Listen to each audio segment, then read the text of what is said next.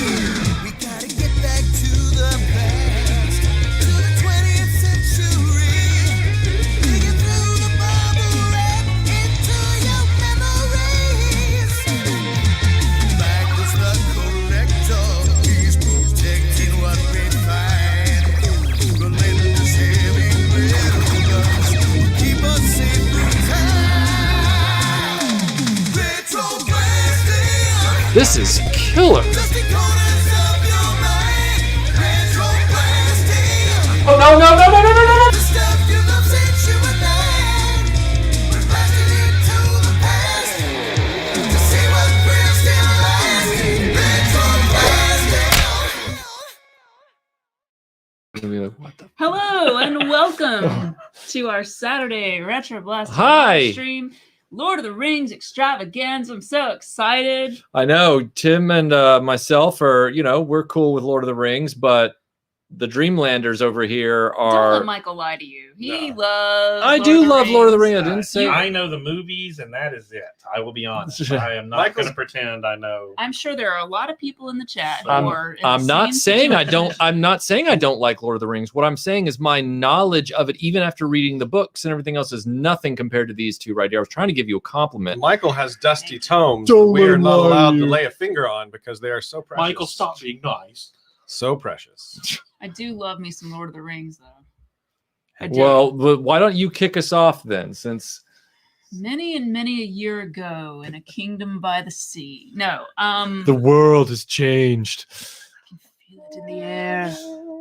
Can fit it in the earth. I'm not as good at intros as you and the through line of a narrative.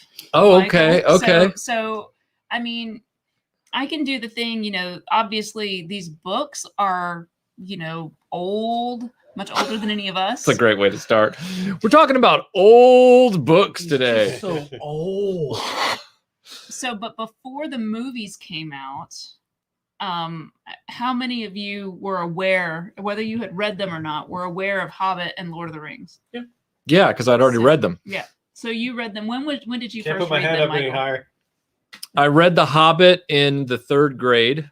I rented it. I checked it out of the school library, and You were then progressive. I read The Lord of the Rings in middle school when I lived in the UK, and I checked that out of the school library. And then quickly after reading Fellowship of the Ring, I just went to the nearest W.H. Smith, which was the big bookstore there, and I bought my own copy. And then for Christmas that year, my brother absconded with my copy of Fellowship of the Ring, which I desperately... He's a big Surprise. absconder, I've heard. Yeah. But then for Christmas that year, my parents bought me the 100th anniversary of Tolkien's birth, Alan Lee edition, UK pressing, which is what a lot of the That's movie lovely. visuals ended up being inspired by. So, yeah. I just want to take it to help my people. I wouldn't Alright. use it. All right, Boromir. Okay, so when did you first read any of the books? What was your first exposure to Tolkien's worlds? It was The Hobbit. I don't remember how old I was, probably 9 or 10. And it was on my parents' bookshelf, some old, already falling to dust paperback from when they were children was up there. So I started with The Hobbit and then worked my way through Lord of the Rings. And then from that point on, I don't know how many of you have done this, but I would always read it at certain points of the year to match the weather that was in the book. It just sort of became a yearly thing where I would pick it up and I would read it. And when it was getting cold in the story, it would be getting cold outside, sort of just work my way through it one time a year for a couple of years after that. And haven't done that a lot recently, but it became just sort of this fun thing, like a season of, The Hobbit, a season of The Lord of the Rings. Right. Stuff. To answer your question, yes, Jason, I did play Gandalf in the 8th grade play of The Hobbit. We'll talk about that later. Well, Tim, did you ever read the books or watch any of the movies? No, or any well, I of was that going to stuff? say my exposure was probably around the same time. It was 83, 84. Maybe even, actually, it was probably earlier because my first exposure was The Hobbit, and I actually got the little, where you got the record in the book. Oh, yeah, and yeah.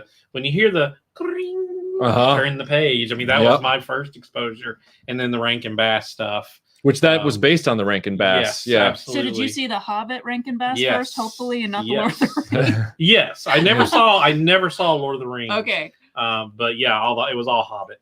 Right. But I never read the books or anything like that. It's just something I never did. Right. So I remember when I saw the Rankin Bass, when they brought a print of it to that was what prompted me to actually read the book out of school, because it was a Yeah, me third too. grade thing where they sat us down one day and it was a special day and they had it on a reel-to-reel, like a real projector. yes, I Yeah. do remember doing that. Yeah. Now I was more Narnia. I did have all the chronicles Uh-huh. of Narnia, and I've read all of those and loved all of those. Right. So you're in the same So, wheelhouse. It's yeah. just different. Yeah, but I remember then wanting to watch that movie, and then I saw that there was this Lord of the Rings movie for rent right next to it.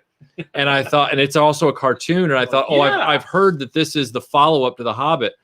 And when you're like 6 or 7 years old and you're trying to watch a Ralph Bakshi animated anything, what a mistake. Like, I disagree. I enjoyed the heck out of Lord of the Rings. But I really? didn't watch it till I was grown. Like, I watched it in the prep for But the Dragon Con presentation. That's that we different did. because you're grown. I'm talking about when you're 7 or 8. I've been Yeah. grown since I was 7 or 8. I don't know. I'm very advanced. It's very impressive. You should all be amazed. He's Daryl. Yeah. Okay, Yes. Scuba really. Pete says favorite college class was theology and Tolkien books. Oh, Interesting. nice. Yeah, I honestly wish that we had when I was in studying anthropology and stuff like that. I wish we had in the linguistics program a Tolkien, Mhm. because he was such a linguist. Obviously, our linguistics school was under anthropology instead of in sort of like English and languages and stuff like that, which I think where Tolkien was, it was sort of more that. But linguistics is one of the fields of anthropology, and so taking all of that and sort of learning a lot of those foundations really makes you appreciate Tolkien in kind of a different way. So earlier today, we were breaking down like a lot of what the root words of some of the words, like the place names in Middle Earth are and what they mean. And That stuff was like that. actually kind of fun. Argumentative at times, but fun. We were arguing over for sure. because everything's a tower in Lord of the Rings. And- But it's a apparently. shame because you guys have made me, and I do need to go read the book, but you made me want to, because as a Star Trek fan, I love details. It is. Yeah. It is. And there is nothing more detailed These from books what are you've shown fractals, me. Tim. You'll get lost. You cannot zoom in far enough Right. that there aren't still little things. Like Right. eventually, you will lose interest. Like that's the Yeah, danger. I is you will swear just start not caring Yeah, what happened to the Numenorian before that. But then one day, like you'll wake up and be like, Numenorian, that sounds awesome. You'll go pick there's up. Like, an entire Lost chapter Tales. in here on regional soil compositions. Like, you know, Can I read that, you, bro? you leave Sam alone. Because his wisdom is important. Scott says Tolkien used the horror of World War I to fuel his creativity instead of letting it break him. Was a feat of remarkable strength. The amount of our current pop culture we owe to him is hard to overstate. I agree. It's hard to understand how it- much of our pop culture It is. literally to, is. I mean, it's really hard to. He's such the grandfather of so much fantasy that it's really hard to separate anything that came after him from it. But he would have argued that he really was not. was more of a Obviously, conduit. Honestly, he had to be inspired by a lot of what happened in the war that he saw in the trenches of World War I, which he was in. Well, and that's interesting. Wasn't him and Lewis, who wrote Narnia, they were friends? They were friends, And but they like if knew you each watch other. the movie Tolkien, which just came out recently. it's sort of a more modern film in the last 3 or 4 years. C.S. Lewis is not in that movie, but he had his core group of friends that he knew there in London area, and they sort of all went to war.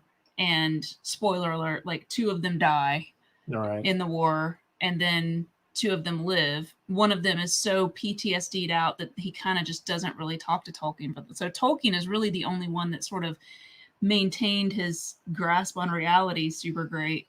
And yeah, I mean, clearly. Well, we know that you aren't a huge fan of C.S. Lewis, but in that movie sheds different light and new light Mhm. on Tolkien's early friendships.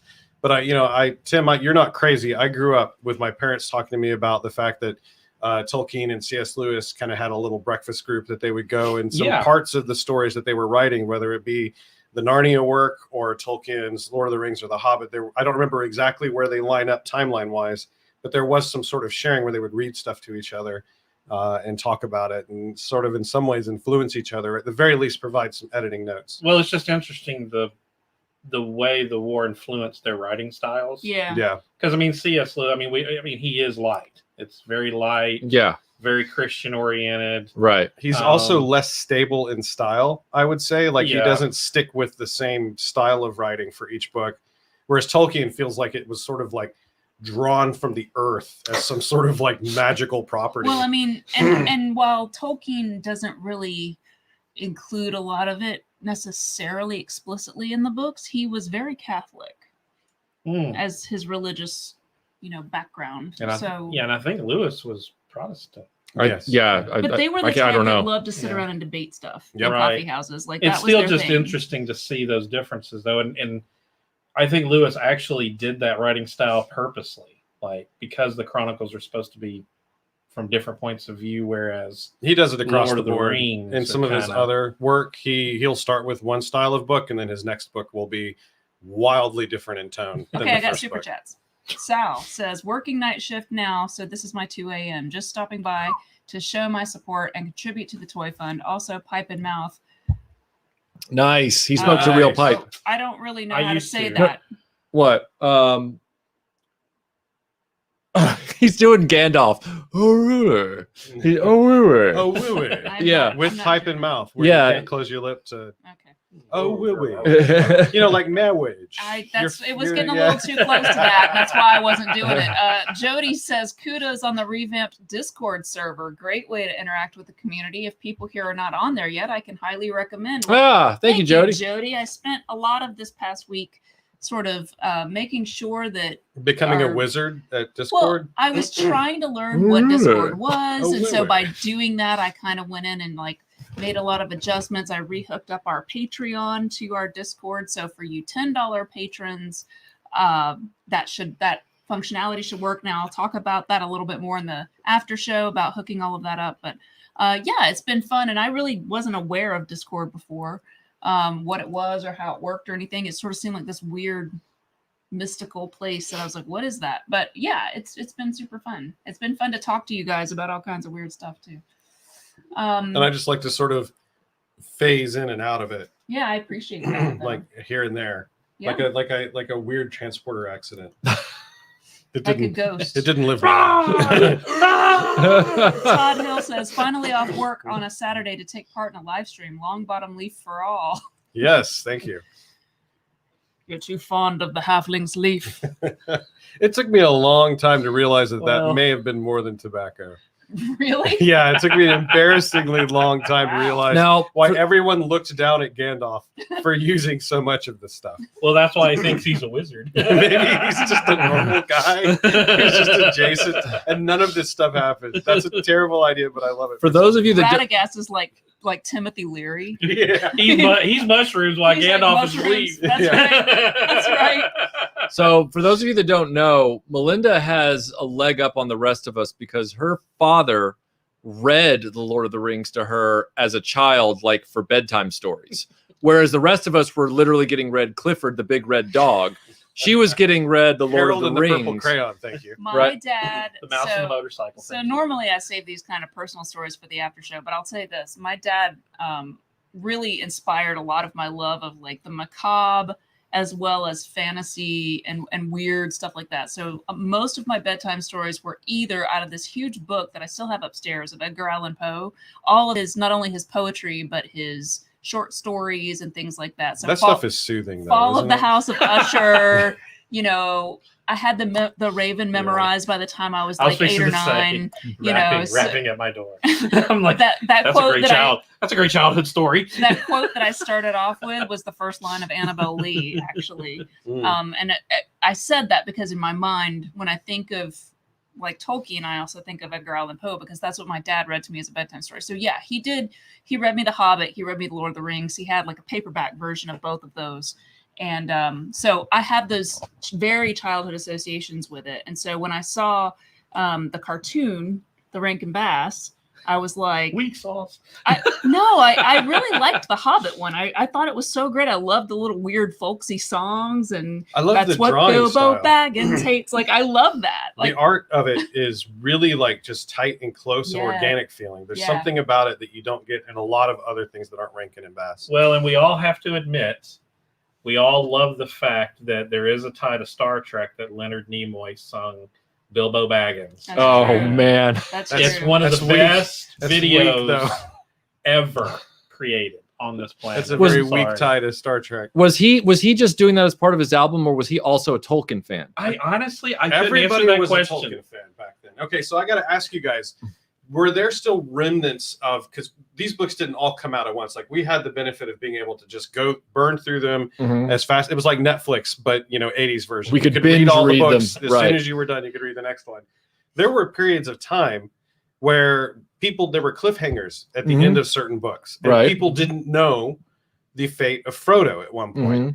And there used to be all these bumper stickers that went out. It was almost like Who Shot JR, but it was everywhere, and it was the stuff that said Frodo lives, and it was in subways. I it have was that I as do a remember that. Dreamland topic, so we'll just put a pin in that. Oh my gosh, you're literally No, you- shutting him down. I'm not with that. shutting you you down. can't do that on this I'm live not stream. shutting No. you You down, can't do that on this but live I'm stream. saying, like, it's fair game. It is fair game. literally is like a thing that is like part of that counterculture stuff from Yeah. like the 60s and into the 70s of like the Frodo lives. And I started going down that rabbit hole the other day. If it makes you feel better, I don't have more supporting in information about it, right? Okay, So well, I'm not going gonna to step say on this what show. I know then. Okay. You'll But have it to is a clue me thing. in after. I It don't is know a what the thing. reason is, but I'm very aware of those stickers like you're talking about. Well, I wanted to find out. I So remember 'em. I guess this is a good Dreamland topic because Exactly. it's something that it's an artifact of our childhood that we've You're all welcome. forgotten, along with the "Not All Who Wander Are Lost" being bumper stickers that were on everything. I have 400 super chats, you guys. Oh my Oh, my that's gosh. great. Let's go. That is Greg good. Klein says my message got separated from my super chat for some reason. So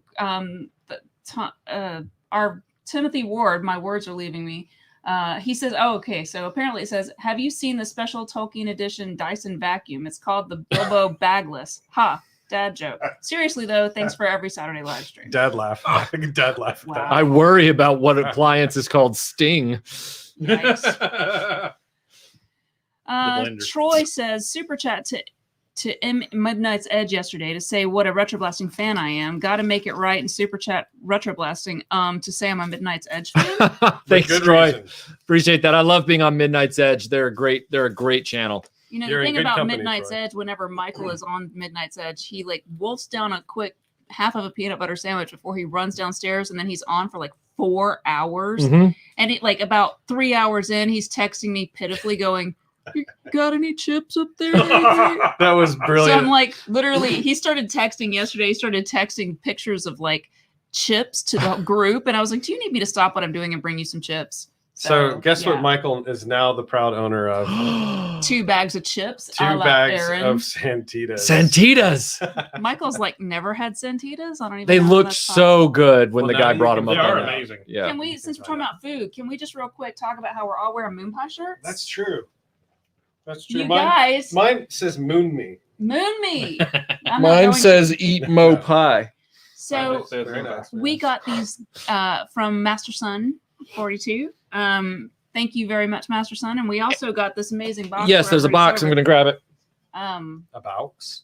It's a box. Is We haven't it a opened cereal that box? yet, but I assume it's got moon pies in it of some form. All right. We might as well open this box now since we've already talked about the. We have to eat a moon pie So, whilst wearing moon it pie is- shirts. It is vanilla moon pies with and RC colas. RC colas, yeah. So They did an amazing packing job in that. yeah, moon pie don't mess I mean, around. you would think you're getting like what's those chocolates from Europe that everybody the Vindel. Real quick though, Or like when whatever. this box showed up and it had moon pie on the outside, I was like, they found out that I've been promoting them on our stream and they sent us free stuff for like half a second. Anyway, all right, back to Lord of the Rings. Connor Fuller says, "Thanks, RetroBlasting, for this community. Something other channels could never achieve." Ah, that's Well, very thank you. kind of you. Very Thank nice you. thing to say. Thank you. And this is gonna jump, and there it did.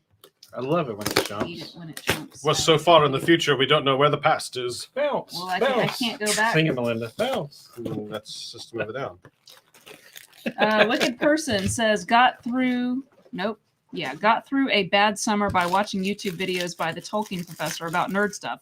Emailed him, found out he has an online community with a master's in medieval studies, and I'm nearly done with mine. I edit their videos. wow. Really? Wow. Cool, That's cool, pretty cool. cool. Actually. That I've is actually awesome. started watching a lot of Tolkien YouTube content lately. There's a ton of really good Tolkien channels that you can kind of like learn a lot of.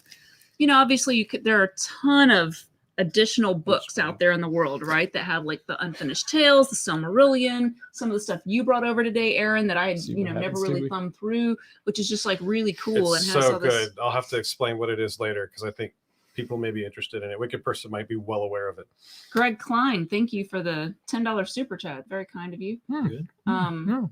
Chris Miwa says, love today's Middle Earth theme. Hobbit book is my favorite. Working on my Gandalf cosplay and tried Moon Pie for the first time thanks to Scuba Pete. Ah. Hey, Uh-huh. Michael, can I have one? The question is, did Have a you what? heat it Chocolate up? ones? Do you not want vanilla? Prefer The, chocolate. Oh, that's fine, yeah.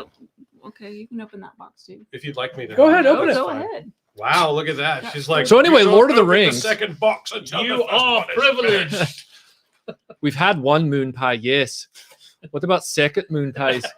I don't think. I don't think he knows about second Moon Pies.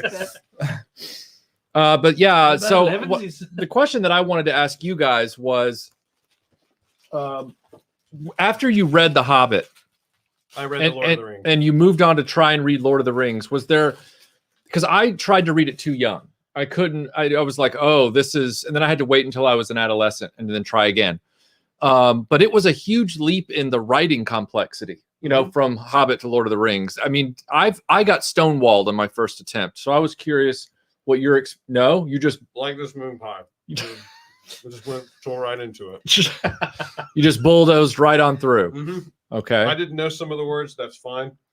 I think this is why the argument that we need to simplify the prose in young adult novels and in children's novels is not necessarily true. It's partially a fallacy because I think as children, we got through books that we probably shouldn't have been able to reach on the bookshelf and learned words for it from going through it. Master Son says, you are most welcome for making our Saturdays better. I really looked forward to your shows, especially during the beginning of the COVID lockdown. Ah, thank you, Master Son. And this vanilla moon pie is actually excellent. It's very good. The They're vanilla- very good. They're better than you would think they would be because you normally are like, ooh, the chocolate. What if you put one on top of the chocolate one and you eat them both? Oh wow, that would be. Diabetes. I mean, that feels. You would see like other universes and dimensions, like. Well, I mean, Yeah. this is the perfect topic because that was the other thing associated with some of that was psychedelics and things like that. Moon Pie does not endorse this live stream. Yes, they do. No, they don't. They do not. Melinda's trying Listen, really hard, and I admire we would like to her. thank our sponsor, Moon Pies.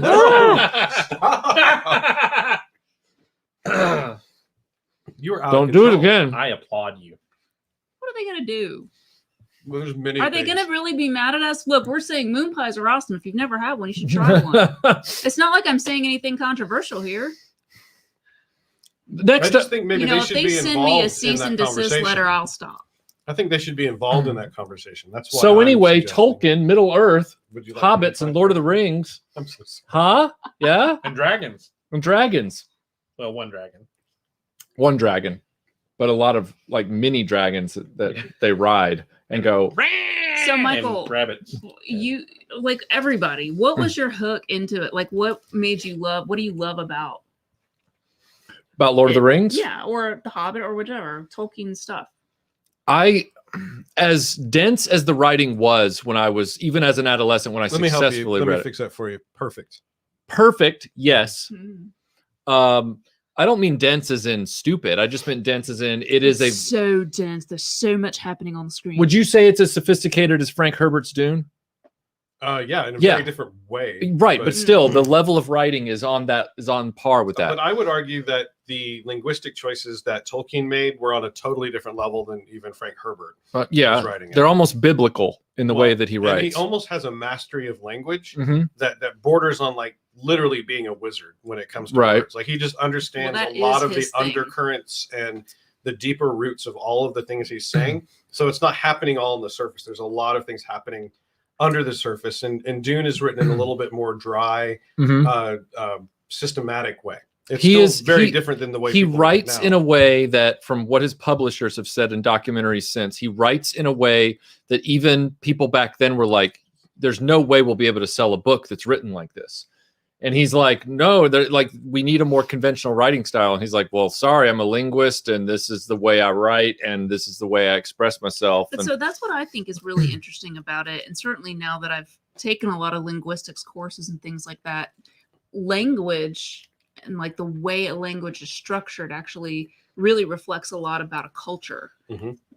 Like how many words you have for a certain thing tells you how meaningful that thing is, for example, in a culture. Because And it tells you how many different things it could mean when you say it. yeah, like different people ways you who could live express near it. the ocean have tons of different words for seafood related things, whereas people who live in the mountains don't really have that. So that's a really basic example of that. But there are things like that within cultures, like I'm getting like you some know, machine learning ideas.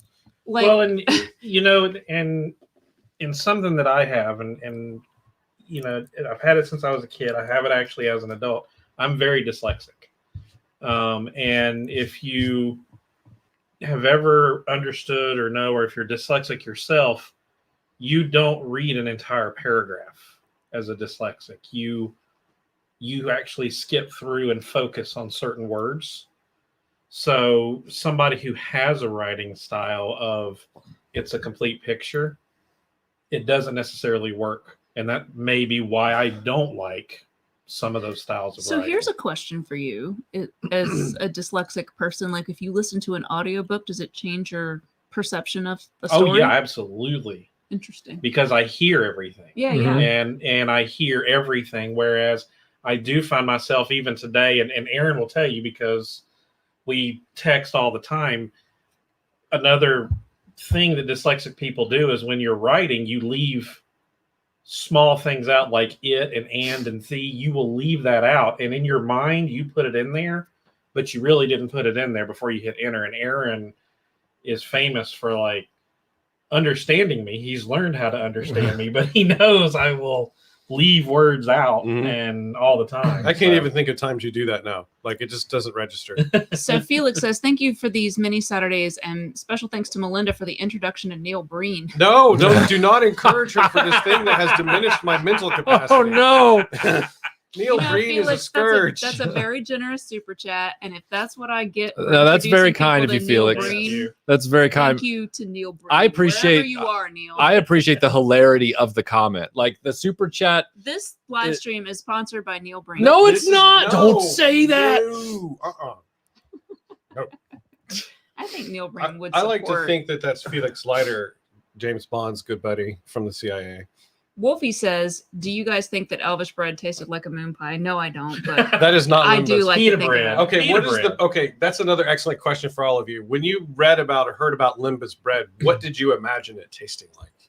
Kind of like a weirdly, I kind of envisioned it tasting like a shortbread, although Yeah, okay, I can see that. but I mean only because I would think it would need a little bit of sugar in there to have like enough to keep your Blood sugar up. sugar up.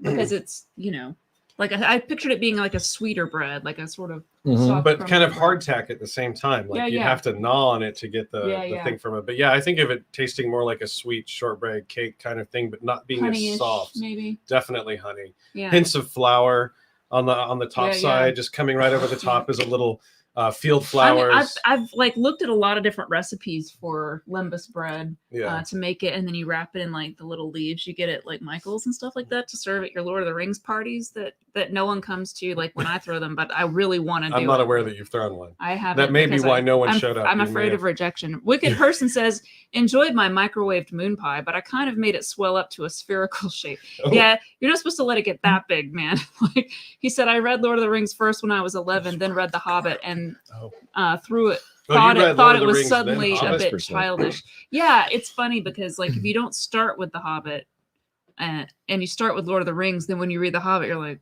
what? Well, that's my whole thing. Is like I was glad that I started with The Hobbit. Yeah. Then I found the Lord of the Rings almost inaccessible the first time I tried because I was in third grade. I thought Yeah. I'll read. I know how to sense. read, and then I'm like, oh, No, I don't. I'm like I know how to read, but these words aren't engaging me the way the other one did. So I'll try again later. I'll tell you the jump that I couldn't make after Mhm. Lord of the Rings was going from that to the Silmarillion. That was the one that made Yeah, that me one- feel like a country bumpkin. There are Rhodes scholars that still can't jump to the Well, Silmarillion. let me mean- tell so you something. Like the Silmarillion, here's my 2 cents about it. I really enjoy it. I tell think people it's- what the Silmarillion is about first. Then Okay, that requires a PhD. I don't. I mean, what's Okay, the intent of the the Silmarillion? Silmarillion is sort of like the show Bible of Tolkien's Middle Earth. Mhm. It's literally like the encyclopedia of things. Now, Christopher Tolkien, who is J.R.R. Tolkien's son, has continued on and published a lot of sort of notes from his father and things like that. So there are things like, where's the series that you brought over, Aaron? It's right here. So there are things like, there are the Atlas of Middle Earth. There's all these things that are still official canon, but this is the Silmarillion, and it was written by J.R.R. Tolkien, but this is edited by Christopher Tolkien. This is the second edition. The second edition that just came out, I think. So the thing about it is, it's not something you read from cover to cover necessarily. I mean, you can, but it's like reading.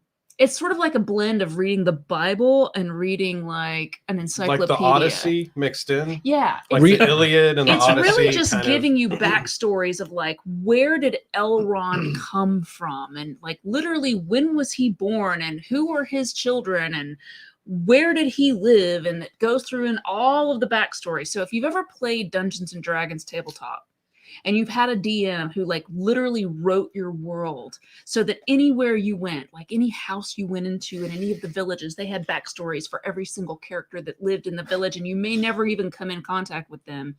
That is what this is. This is the backstory of all of the stuff, so that like everything actually makes very logical sense if you deconstruct it. If you remember like Aragorn talking about the Lay of Luthien or some of these other big epic songs, they may perform a verse or two in the Lord of the Rings. Well, when you go to the Silmarillion, there will be 6 pages of elven verse that Aragorn would have been quoting.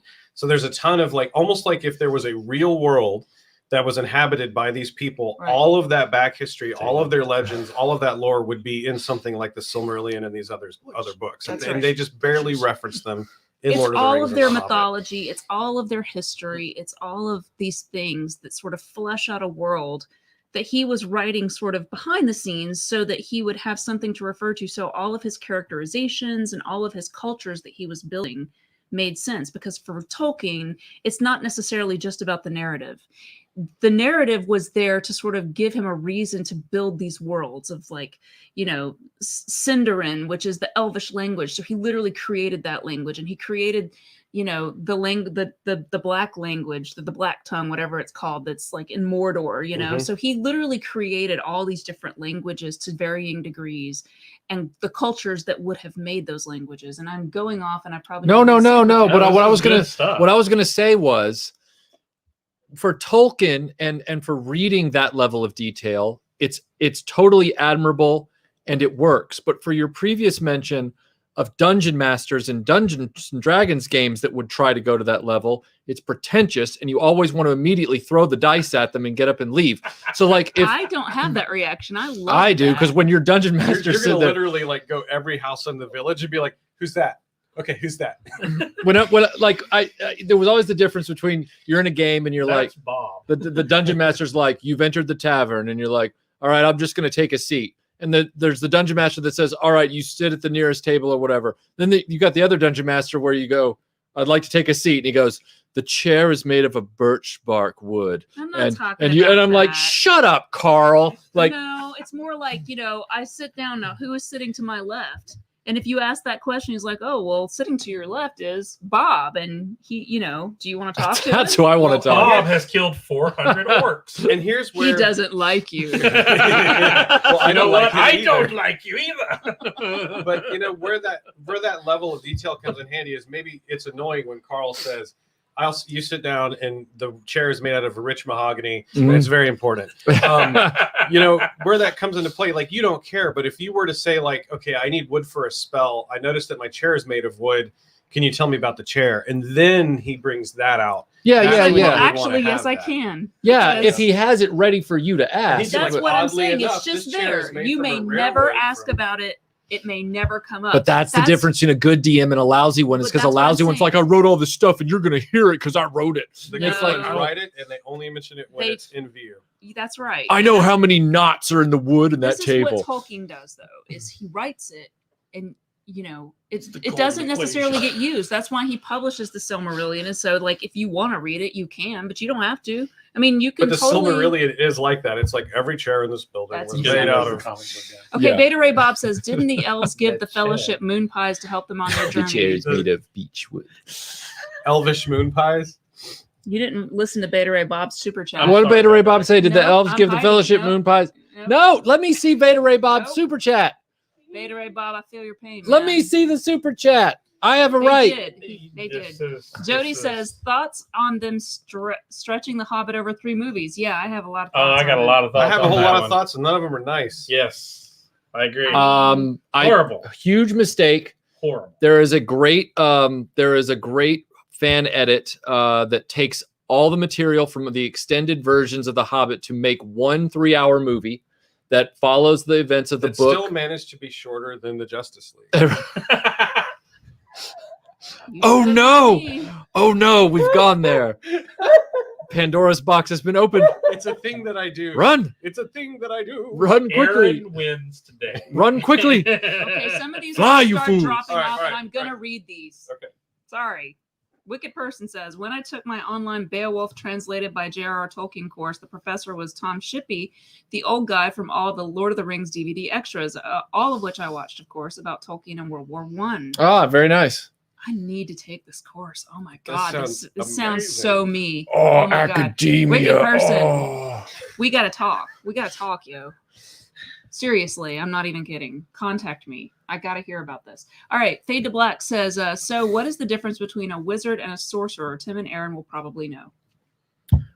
Well, I know my understanding, but Aaron may know better than me. From my understanding, a wizard can use magic naturally, whereas a sorcerer can only use magic. They don't necessarily They have have to it inside them. conjure it with something, but I'm sure Yes. that there's like a D&D level Yes. rule, sort of like Melinda has about different kinds of horror versus suspense movies. So let's see what we can find Here's on what the very well could Google be says. wrong. The Google says this is to your point, Tim. Harry Potter is a wizard. Correct. A wizard is born an ordinary mortal, learns magic and spells from a book. A sorcerer is born a sorcerer, but still needs to learn spells from a master. That's right. I learned that from Willow because Willow was naturally gifted to be a sorcerer. And so at one point, he looks at Mad Mardigan, Val Kilmer, and he says, Mad he Mardigan, looks at the baby and he says, you are she's really a princess. And he goes, really? And you're a great sorcerer. And I'm the king of the Kashmir. Go to sleep, Willow. My favorite line in the whole movie. He says it to me every night. And I'm like, shut up, Buffy. Oh. Oh my god, that's a good comeback. Right? It's because I hate Willow, the movie. Ah, Shame on you. it's Man, inspired by Lord of the Rings. Scott Shame. Knudsen says, I've So is seen everything. some people ask about Lord of the Rings audiobooks. For my money, the Rob Inglis unabridged version is the best. And if you're on Kindle Unlimited, it's free. Oh, really? If that's the version that we listened to, it is definitely of its time. So lately, production value on Audible has gone to a totally different place. They're like Yeah. mass producing. This is when they took their time. And one of the things that I found so charming about it was the fact that the narrator sang a lot of the songs, which Mhm. sounds a little silly at first, but you can tell that they took the time to figure out what the folk pattern for the music would be and then That's fit right. the verses to it. And Well, it the becomes Elvish very stuff charming. sounds very Elvish, whereas like Tom Bombadil sounds very Tom Bombadil. Like versus, Northern like, Countrymen kind of. You know, all of the different races in Middle Earth have kind of different vibes going on. And so, Well, now there was a version that I saw years ago that was That was the radio play. That was audio book that was Tolkien himself reading the books. Oh, well, that would be a find if I could. was So thinking I know something that was different. out there years ago, and I wish I had bought them at the time, and I did not. Shame on me. It was on iTunes, I know, but Was it Christopher Tolkien reading his dad's no, book? no. It was the original. well, I know that Tolkien like reading. Recording technology would not have been what it is now. Well, it with didn't Tolkien. sound great. Yeah, I mean, it would have been like but it was him. late 40s. I mean, I have like, you know, I listened to an audiobook of Lord of the Rings recently, like within the last couple years, I'll look it up. Which one we have. but I can't remember what it's. Now, Jesus says that he wants Marky Mark in the reboot of Lord of the Rings. The question is, who would he play? Well, you may get that's that. a good question. You may get that with Boromir. this new TV adaptation. That actually We is probably may the see best. things like SoundCloud rappers in the Lord of the Rings Did we show. have to bring up the TV show? Well, I mean, it's adjacent. I don't want to talk about that. I don't either. I would love to see. Benazir Get your head out of the sand. It's happening. Galaxy, 1968 says, Lady Melinda, daughter of Mock of the RetroBlasting, you have earned your Inkling's badge, in my opinion, debating work origins at academic level, historical research, and creative writing Inkling. That's a lot of words, man. You know, you are now officially an Inkling. Lady Melinda is now officially an Inkling of literature discussion in the wizarding world of Benazir Wizarding world Galp's of- 1968. Okay. That's pretty cool. You And just- to you answer just leveled Hayes's up. question, yes, I do think that Melinda's answer of Boromir from Mark Wahlberg would be good, because I want to see him say the line, "Dude, one doesn't simply walk into Mordor. It's dangerous, So, bro." Yes, That's kind of where I was going with that. Yeah. The Audible version that we listened to was the Rob Ingalls version. It's of it. good. It's, Yeah, it is it's good. very good. It has 5 out of 5 stars by 49,416 reviewers. All right. Wolfie says Elvish Priestley live from Minas Tirith, featuring his top hits That it would be great. Hound Warg and Blue Moon Pie. Were we on the mainstream last week? We were Yes. talking about Elvish. Elvish Yes. Presley? Yes, that Yes. was Presley. precious. And I mean Precious. It was precious Nice. for sure. Well played. You ain't nothing but a ball rock. Flaming all the time, flying all the time. You ain't nothing but a ball rock. Flying all the time. You fell in a crack and you ain't no friend of mine. Fly, you fool. yes. Like, yes, it's a real thing. Is it Misty Mountain Hop? It's kind of, you know Yeah, what I'm talking about? yeah. Because- Look at this. They're still going. They're still. Lio it's Convoys beautiful. Reviews says Rankin Bass Hobbit is better than Peter Jackson Hobbit. That's Oh, for sure. for sure. But I Yes. will say that the edit Michael was talking about a few minutes ago really does help the Hobbit movies. It's a very long single movie. I think it's broken into 2 parts, right? Yeah, but it is a 3.5-hour edit, and it's from Acorn Films. That's the name of the website, Yeah.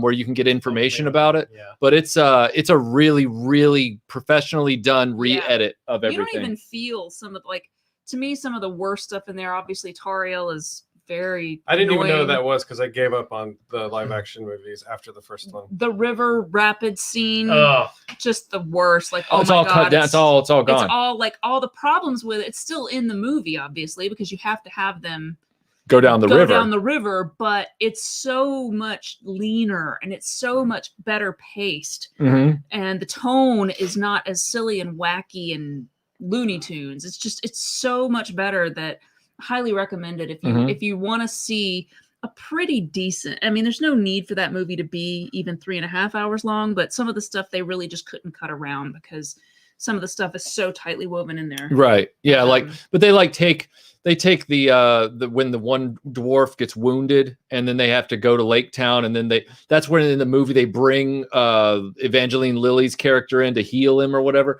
She's not even in the movie anymore.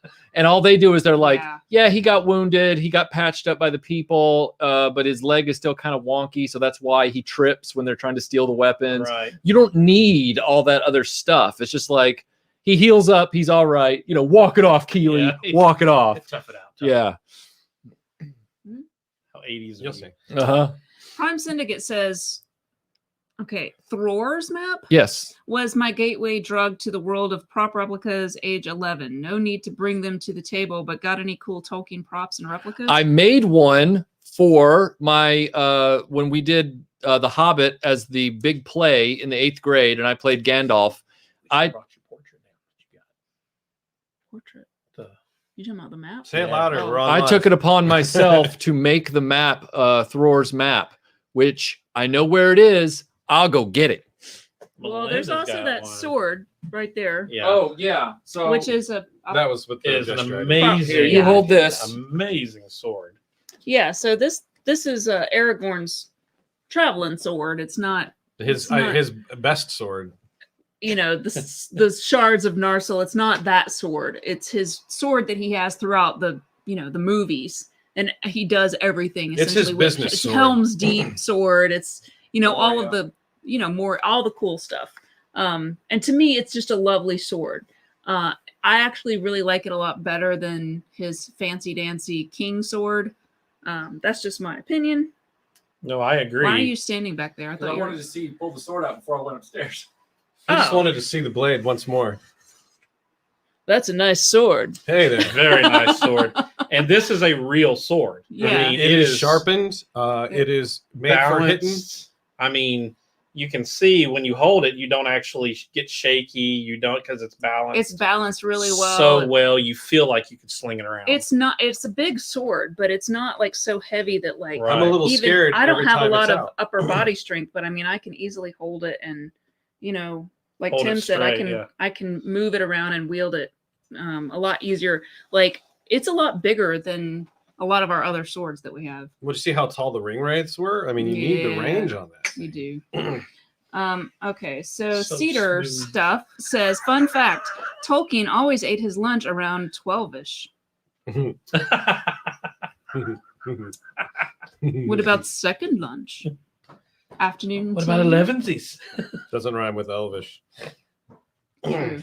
Tell me, Melinda has a really cool picture upstairs hanging up of the map. Yeah, some of these we can't bring Yeah. down because they're the It's size of this quite table. heavy and difficult to take off the wall. But it but- does relate to the super chat, which is that it is Yeah. a map. It's a but map, It's the it's- big map. It's a lovely map of Middle Earth, and it's from the first age, so it has a lot more stuff on it before the ocean sort of cuts into the continent, and so you have like things on that map, but you still have all of the stuff from the third ages there as well. So you have things like the location of all the key mountains and towers and villages, and we won't debate towers right now, but Towers so- are key to this discussion. We should not lose sight of the fact that if you want to figure out a landmark, a tower is a good place to start. yeah, One of the Minuses, if you can find them, or the Barads, if you can. that's right. So So Minas is Elvish for tower.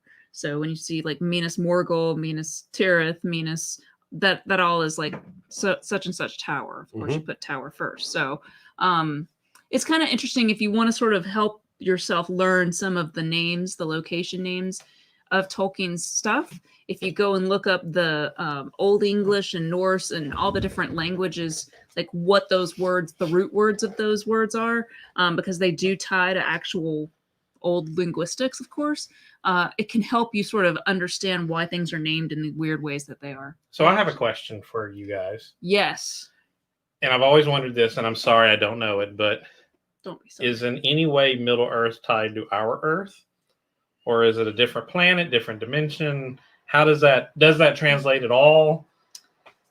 I mean, I think it sort of does, but it's not explicitly in the books. I think it has to in some way because it's literally pulling from languages from this earth, and the cultures that he sort of creates are very echoing other existing cultures, right? the way So that I understand it too is that he studied a lot of ancient cultures, and he felt that England itself, like England as a smaller unit, didn't have the rich history that's that right. other things like Egypt and other countries had. Like He this ancient, clearly hadn't been to America.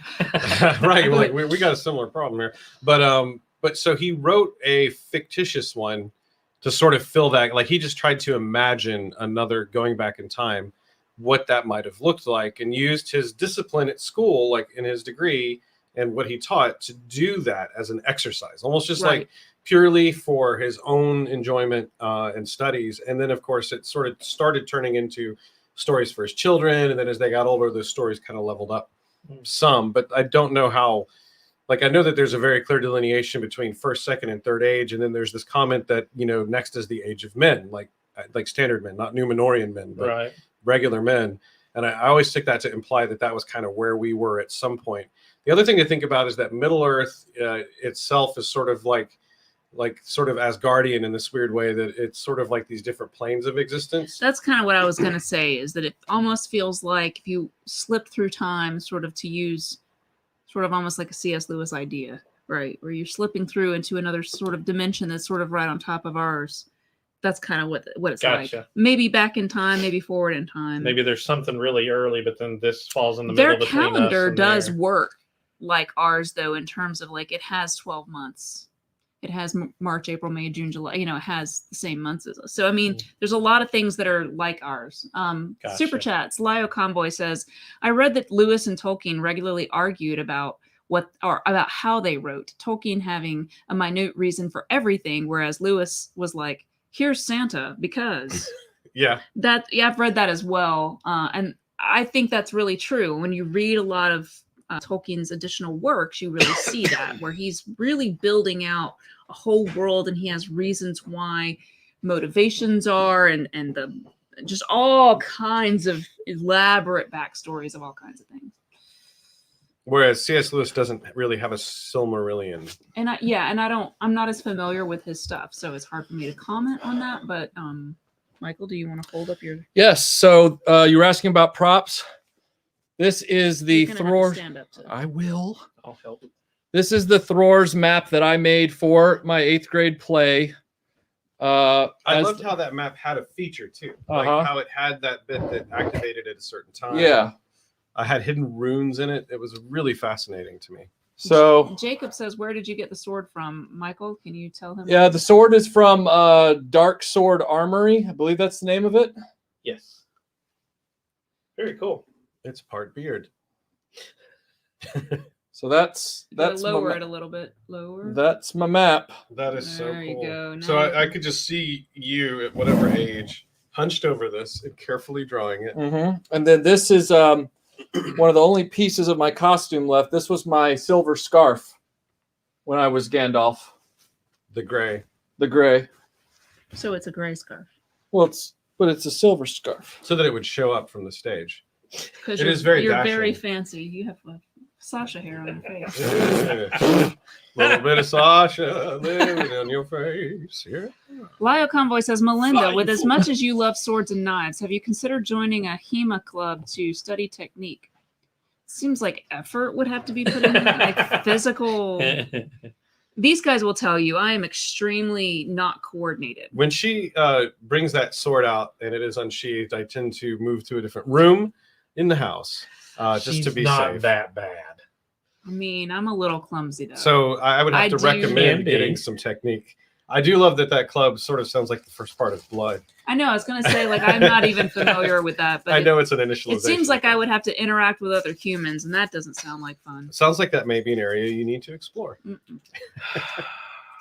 I don't like other people except people that I like already. Wow. And you don't even like us all the time. That's not true. I'm kidding. I'm just kidding. I'm sorry, what? I saw that. Saw what? What was that? Or think, Don Draper says. Yeah, we were having a whole talk about or think earlier, and It was bugging me. so here's the thing.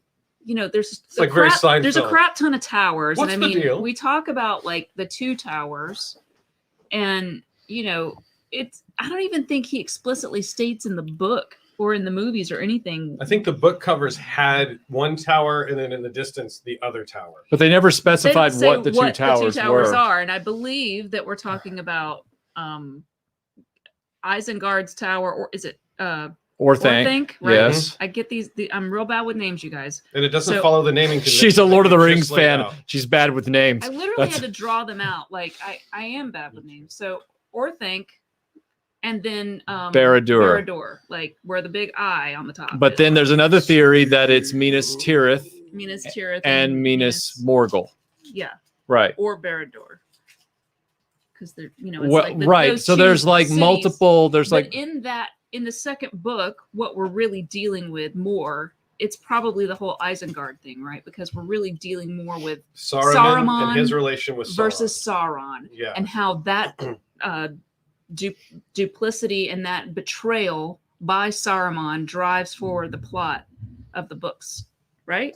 yeah. And That's- also that Saruman kind of wanted to supplant Sauron at some point. Like he Right. wanted to develop his own arts and somehow achieve the level of skill that Sauron had when he made the first rings. He was trying to steal the secret that was used to make the One Ring, so he could build his You own. know, the secret is just, you think positive. Yeah, I know. And if you love, then anything's possible. I mean, if Sauron had only known that, right, we'd Like- be looking at a different ending. oh my Am I gosh. right? I mean, it would still be affecting us to this day. You know what Scott I mean? says Tolkien also felt that whatever culture England could have had got squashed by the Norman conquest. Yes. Which, Yes. super true. He chafed that his country's mythology was mainly French in origin and intended Lord of the Rings to fill the gap. French and Roman. Well, that's that's what I was going to say is At that least till the Danes got there. it was and then like, Henry VIII came in and said, I'm going to kill anything that's left. well, that's the funny part. The Romans, the Romans stamped out the Celtic origins, Right. and then the Anglo-Saxons stamped out the Roman Celtic origins that were Right. left, and then the Norman French, who were also part Viking, came in and The stamped Danes, out Yeah. the Saxons. Saxon Germanic origin. So it's at that point, It was an island. It was an island. yeah. Everybody Yeah. wanted it. I want my own island. That sounds great. Todd Hill says, Michael enjoyed the Poor vintage little figure island display just over there. resto. Oh, thank you, Todd. Appreciate that. Yeah, that was a very kind donation from Randall Talbert, and we wanted to make sure that got fixed as soon as possible because it is a rarer piece in the Kenner Star Wars line. So Max has a controversial statement. He Okay. says, if Saruman was such a powerful wizard, how could he be so easily defeated by the Ents? The Ents are literally Muppets. Well, they're Muppets in Excuse me? movies and whatever, but in the In book, the books, they're not. they're elemental beings. Yeah. So They're- in the books, they're a powerful force of They're nature. super powerful. They're Yeah. literally the way that the thing that really got me reading the books was when they described the way that they could grab a piece of stone and crumble it into sand, Yes. Mhm. right in front of you. They compared it to what a tree would be capable of doing over hundreds of years when growing into rock and like breaking the stone of the earth Yeah. just by the slow growth, but doing that in fast forward. That's right. And having the ability to exert that kind of strength, which is why it was such a big deal when they tore literally the rest of the city to the ground and they couldn't scratch or think. That was kind of like a I love staggering it in the moment. books, and they touch on it in the extended versions of the movies where the trees from Fangorn Forest. The treants. Yeah, the Ents, like they go out and like they literally ravage the battlefield after Mhm. several of the battles, and there are no corpses left because the trees just Those were the wild decimate. ones. Yeah, they decimate the bodies of these humans because they're so filled with rage at what humanity has done to them. So yeah, I think like you said, elementals. That's a really Mhm. great way of saying it. So it's like, you don't think of like water as being particularly powerful, but water like destroys stone over time. And so like you're saying, you're compressing that power into a very short period of time. These beings that are super old and beyond our Mhm. knowledge. It's kind of And cool. like Tom Bombadil, kind of don't really Yeah. care yeah, about yeah. what happens to the ring or what happens to mankind. But when you find something they resonate on, as for example, like what Saruman did to the forests around Isengard, Yeah. they were like, Sauron, whatever, but this guy right here, we're going to wreck his world. Well, yeah, because he used to respect the forest and the trees and stuff like that. And I mean, it is mentioned, and it's more in the extended versions You of the should know films. better. But in the books, it's very clear that Saruman has really betrayed the trees, and it's like a big deal, and it's a bigger part of that story. And they make sure in the movies that you see them chopping trees down and just throwing them down into the And machinery. Peter Jackson does put that underneath into that. the movies. And if you've read the books, then you're seeing that and you're getting it's like, oh yeah, he is really just betraying But can all I of just his say, alliances. this is one of the first movies that was based on a book that I didn't walk away Mad? mad I or saying know! you have to read the book to understand. I didn't feel that way at No. all. I just felt like maybe people will read the books after seeing this, but this was, I had a few little points. Like I would have loved to have seen Tom Bombadil, but I get why he wasn't there. I get why I will they tell moved the you, story. when I saw this movie, of course, like midnight showing, very first night, I was there for every single movie. Was everyone staring at you that was your friend to see how you were reacting? Well, I mean, we were all like, but there were but people yeah, who were just like I watching was me to see if I bawling got my mad. eyes out. Like this was like what we had hoped episode 1 was going to be when it came out. Don't, but it was don't hurt me like no, that. it is. It's like because that's how I Hey, felt. But she isn't. Lucas I is. know. I but- didn't make episode 1. But my point Triggered. is like. My point is like you're in the I movie liked and you're expecting it to not be quite as good, but it'll be cool to see it on screen. I know too. Yeah. But like you're literally watching it and you're like, this is exactly how I pictured it, but better. You're just like, Like- what's happening right now? I know there are people who don't like the movies, but I mean, you have to adapt a book. And you certainly would have to adapt Tolkien. Oh my gosh. Like, Well, What? that's another thing. You're talking about the trees. That's also in C.S. Lewis and Narnia. That was the most powerful force too. Was Right. the trees. The trees. Mhm. But that's the whole So- thing with Lord of the Rings. The way you distill it between Jackson and Tolkien is Tolkien described everything but the battles. The battles were done in like 3 sentences. which is why I like it. Whereas Jackson is the inverse. Jackson says, you know what? Visually, you'll see the tree in 3 seconds or 3 sentences. We need to flesh out the battles because those are the events happening around those trees or whatever. So Tolkien invested more time in showing you the action. But I he will- found a good balance. Like Helm's Deep is still one of my favorite scenes, and that is an intricate, Yeah. huge Yes. battle scene, Yes, and it it didn't is. bother me at And all. I that it was normally fleshed out. hate battle scenes and action scenes. They get especially long ones. They're 21. so boring. But I'm telling you, So Return of the King was rough. Eh? no, like Peter Jackson, in my opinion, did an outstanding job making it interesting. Like he kept my interest throughout Helm's Deep, throughout like the battle at Minas Tirith and all of that stuff. Like it's so well done and perfectly executed. There are major issues that I have, especially in like Return of the King, with some of the choices that were made that literally don't make any sense. Faramir. But I mean, overall, it's a wonderful, wonderful series. All right, so Sean says, so I plan on watching Lord of the Rings later tonight, like the whole thing. You got a long night, my friend. Better start as soon as this stream's over. But first, I need to clean up some moon pie crumbs. Can you recommend a vacuum that can handle this? Also, this super chat is brought to you by RC Colamin. That dude is firing on all cylinders. Oh, thanks. That's actually pretty awesome. That was But great. That's a seriously, great I have super a similar problem with moon pie crumbs after my latest endeavor into the chocolate moon pie that I Michael find that handed the me. Dyson V11 is The V11 seems like overkill. Is there a smaller choice? Mm-mm. That's all you need? That's all you It's gentle enough to handle a job It's- that small. It's strong enough for a man, but I can use it too. So this one lights up. Doesn't surprise me. Mm. Surprise me Take the whatsoever. Yeah. No. Knights I of Old haven't. says a 1930s print of Hobbit is a goal. like a Do year you ago. have one, dude? I Do would not. love to have a 1930s print of the Hobbit. That would be amazing. Yeah, they're very expensive, They're- and the Lord of the Rings first editions are way expensive now. Like I they're, really, really, really want one. but why? It's the same book. I have another Michael, question. are you really asking that question? No, Like, I'm seriously, joking. I'm It's the not gonna same let thing, you- man. It's the I'm same not going to let thing. you get away. I'm with that joking. at all. You know me. I'm pro repro. Everything but the first model is technically a repro. Right. Oh. So what were you saying, Tim? You had a question? Sorry, I didn't mean to. So, Horns. like I asked about Middle Earth, what was the thing with the necklace on what's her name? Arwen. The really? Even Star? Yeah, what was the deal with that? What is it? Yeah. It's a necklace. Yeah, Yeah. but they're like it looked like something special in the movie. It was symbolic of her choice to become mortal. Yeah. I don't think it was. I don't think it was as objective. So wait a minute, you're just telling me she can go. No, I'm mortal. There's a No, necklace.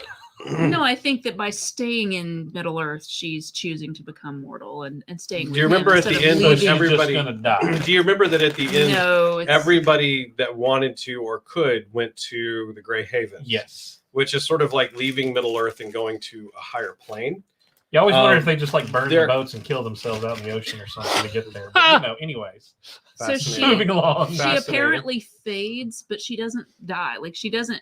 It's not like she can actually become mortal because they talk about how she continues to live long after Do you Aragorn see it in the dies. long cut, right? Where she's Right. old, or earlier you see where It's she's the- just old, but Aragorn's gone. And Aragorn's gonna live like 400 or 500 years Yeah, because because he's Numenorian. he's the old men, He's like, Okay. first men, but Numenorian. but she's not with her people, so she's just all alone, like wandering out in the forest. It's like this really creepy, weird witchy. And So- she just fades out. So the necklace doesn't mean anything. It's I think symbolic. it's a symbolism of a thing. choice. It doesn't. It's not like it has some Can you- sort of magical power. And if she, it's not like the magic stone in Jason the Warrior. Can you imagine that? Like, you know, the king has finally I mean, died after yeah. 500 years, and his son. if that's what you want to focus on in this giant sprawling movie, Well, no, and then I be was like, going to ask all about. right, I guess your movie's stupid Well, now. no. Then I was going to ask about the Kingstone for No, the dwarves. So that they here's found. the thing. Here's the I thing. feel like that was, In the books, I don't know exactly. there are all the rings. Yes. And the rings are things that have power imbued and infused within them, right?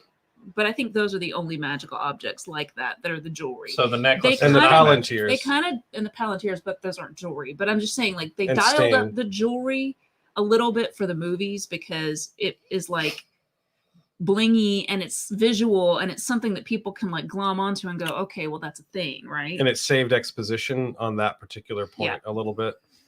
But the Kingstone, I think, was just a really rare gem that they coveted, and you couldn't get it anywhere else. So it became one of their heirlooms. I don't know if it had any additional magic properties, but it's a good question. Aaron, I'm gonna let you read the next chat. Oh dear, this always happens when there's something crazy going on. Did I do this? Okay. Yeah, I'm not going to go down that road, but thank you for the chat, buddy. Yeah, thank you for the super chat. I don't know. And I understand the humor that you would have delivered that joke in, but Yeah. I don't know that I have the skill required to nail that one.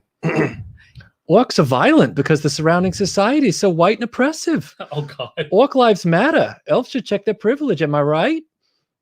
I don't want to belittle any ongoing efforts. I here. don't either. Oh, that's so comedy's so dangerous. Yeah. It really I don't is. feel like I have anything to gain from getting that one right. But thank you again. A World Made of Cardboard says, I have never read the books and have not seen all the movies, but this is still an educational and entertaining live stream. Thanks for a great time. And You're you're welcome welcome, to man. join us in the world of people who have read those books. Yeah, I mean, look, I know that Lord of the Rings, I have a friend who was like, just like, oh, it looks so boring. But yet she loves like Game of Thrones. And I'm like, well, then you just really love the soap opera part. Like, it's not the fantasy part of it that you like, it's the soap opera, which is fine. Why are you reading over my shoulder? Is it not my channel as well? No. It's not your job in the truck, Michael. Wicked Person says, love how the Ents are Tolkien correcting what he saw as Macbeth being totally lame. Burnham Wood coming to, I cannot pronounce these What words. I'm seeing right here is yet one more reason why you need to take that course, I because do. I know that that's like a gem. He's just reading the Silmarillion. You know, Don't read over my shoulder. it's my book, bro. Tolkien is for all. I think he just... You're married now. You share everything. That's No, right. That's my book. Jody says, what are your biggest gripes with the movie adaptations where they changed items too much from the book? Wow. Would we like to I'll Good start. question. I'm going to start because my biggest gripe, I have several gripes, but the biggest one by far is the depiction and characterization of Faramir. I do not understand why Peter Jackson made that decision. I don't feel like there's any explanation that you can ever give me that's going to make me feel okay about it. In the books, Faramir is Closer to Aragorn in disposition. closer to Aragorn and almost like Tom Bombadil in his complete, like, he does not You feel like the he... temptation of the ring. And I think that may be why Peter Jackson made the decision to like make him be a jerk in the films. But like I remember being put out by that. in the when it books, happened. like he is like this awesome dude who is like the exact opposite of his brother Boromir. And like that is literally his whole character arc is based on the fact that he is the antithesis of Boromir in every way. And his father doesn't love him as much because he's not enough like Boromir. And we kind of see Boromir as the jerk, right? But Faramir is like this good guy who does the right thing, even though it doesn't benefit him necessarily. He's trying to do the right thing. And in the movies, they have him like totally like harm Smeagol and force Sam and Frodo to come with him all the way over to like and completely And take he was them off tempted. of. And Yeah, he was tempted and like Yeah. literally pulled them way off of the track and the path that they normally would have taken. So it's like if you're looking at the maps, like where they have to then backtrack and go all the way back up to get back to where they were. It's like, what, why? You know, so it's just like, I don't know. I don't understand why that I don't know why he needed to be such a jerk in that I think way. that they just maybe wanted to have the scene of them at the name of the city. I can't think of I the name think of it it. was Osgiliath. yeah, thank you. Yes, it was at Osgiliath. Thank you, you. Michael. But like where the Nazgul come in and they're like, Frodo's like, Yeah. Yeah, it was But I mean, I exhausting. feel like all of that was not worth what we had to pay in terms of Faramir's character. And I'll shut up about it now. Aaron, would you like to? For me, it's just and this is something I think people have been glommed onto for a long time, but it's the loss of Tom Bombadil from the story, and not just him, and not just his weird part that almost doesn't fit, and it's on purpose why it doesn't fit in the story, but also the whole sequence where they get stuck in the Barrow Downs and the Barrow Wights abduct them and they're going to kill them. Yes. And they're rescued by Tom Bombadil, and how they get their swords. And which is where like these Barrow Wights have all this treasure piled up in these ancient tombs, and they're old weapons, and they just happen to be the magical blades from the last time that we fought with Sauron. Mm-hmm. Yeah. So they're weapons from the old war, and that pile they're picking through, and Bombadil is kind of like, it's all, whatever you want to do with it. And Aragorn said, parcels them out. It says each of you need one of these for the coming fight, because they were used to fight the Nazgul in the past. And it's, in the movie, they just sort of like, oh, here's some weapons I just happen to have. I travel with 4 or 5 hobbit-sized blades just in case I need to parcel these out. Here you go. And then we move on to the next scene, and there's lots of music. But they're really haunting scenes. I love the imagery that was in the story around the Barrow Dunes and the giant waystones that were used to sort of mark. It was just very, and I understand why it feels like it's of a different cloth, because Bombadil himself is kind of overpowered, and he's also kind of whimsical, and it doesn't make sense in kind of a serious moment of the book.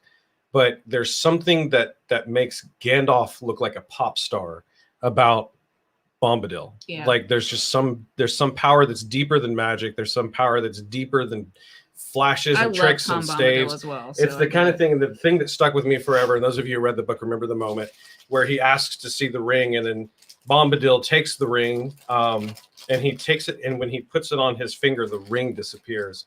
It has no effect whatsoever on Tom. And then Frodo is super freaked out. Yeah. And Tom Bombadil's like, that's cute. Yeah, and just hands him the ring back, and then moves on with eating dinner and showing off his girlfriend. And why wouldn't they just leave the ring with him? That's a very good question. Well, they do talk about that, and Elrond talks about that in Rivendell later, where he's just like, that was suggested. It was. He says I remember those lines. He says Bombadil would not safeguard it. He'd get bored with it, and he'd probably lose it.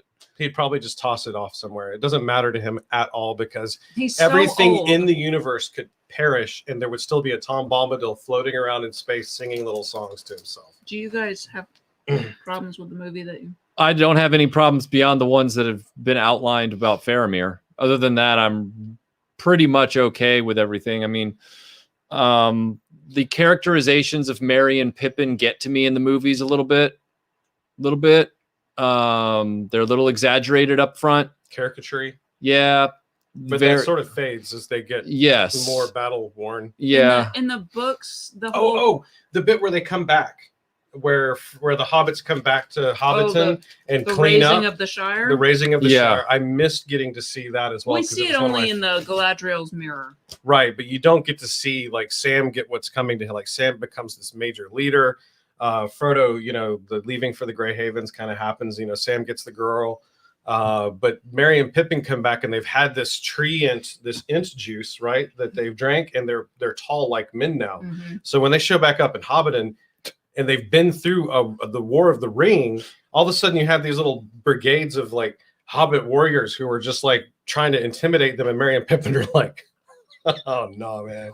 And they just clean up shop and get everything back to where it needs to be. So here's a small one, but it's the last one I'll say. In the first movie where they're trying to go across the over the mountains instead of through Moria. Mm-hmm. I can't ever remember the mountain's name, but they were trying to go over the mountain. You're talking about the Misty Mountains? Yeah, and he's like, he's trying to bring down the mountain, and it's like, then you hear Saruman, and Saruman, a fell voice on the wind. You're talking about the Caradhras Pass. Caradhras Pass. So, in the books, that is not Saruman; it's Sauron, or it's at least not explicitly stated that it was Saruman.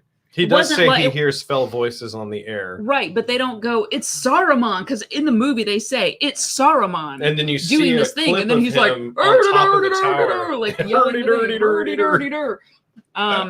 But it's That's sort great. of like weird. It's like it's not like that in the book. And I remember when I got to the movie, that was the first time when I was in the theater. I was like, wait a minute. And there were mountain giants, I think, that were like throwing boulders. Well, you have to infer certain things. Like, Definitely. I don't recall them specifically saying, and I could be wrong about this because I haven't read it in a while, but I don't recall Gandalf being trapped on top of Orthanc.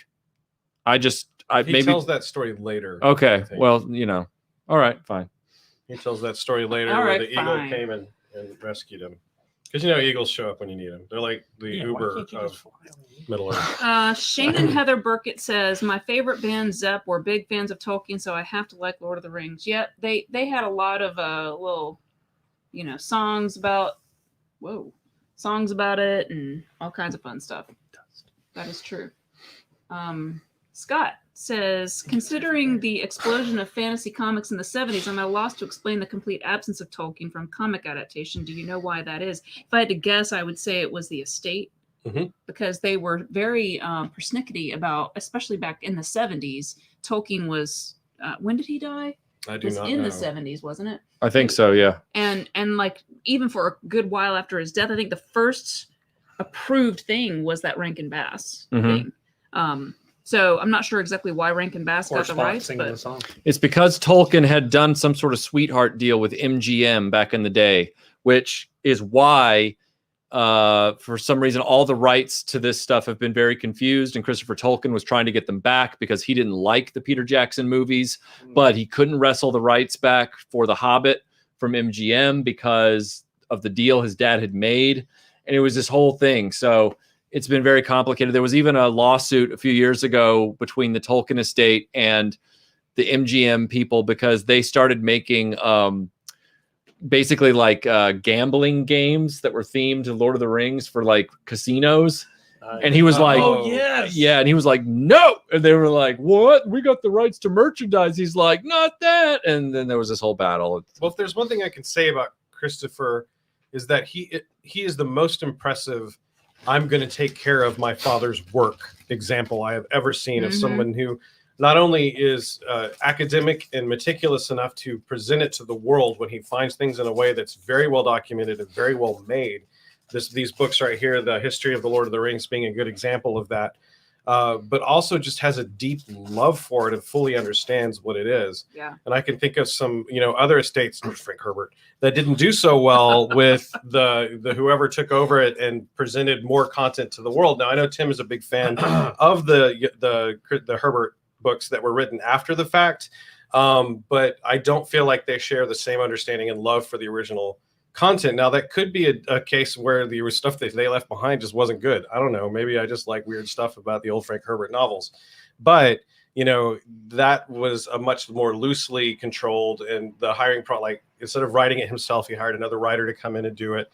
And No, they partnered together, yeah, that's what hiring means. but he didn't. You said he hired him to write it. Yeah, he wrote a lot of it. They took turns writing different pieces of it, and you can Yes. tell the difference. You can feel the writers change. Andrew says, when people ask why I won't watch Game of Thrones, I say because I already saw Lord of the Rings.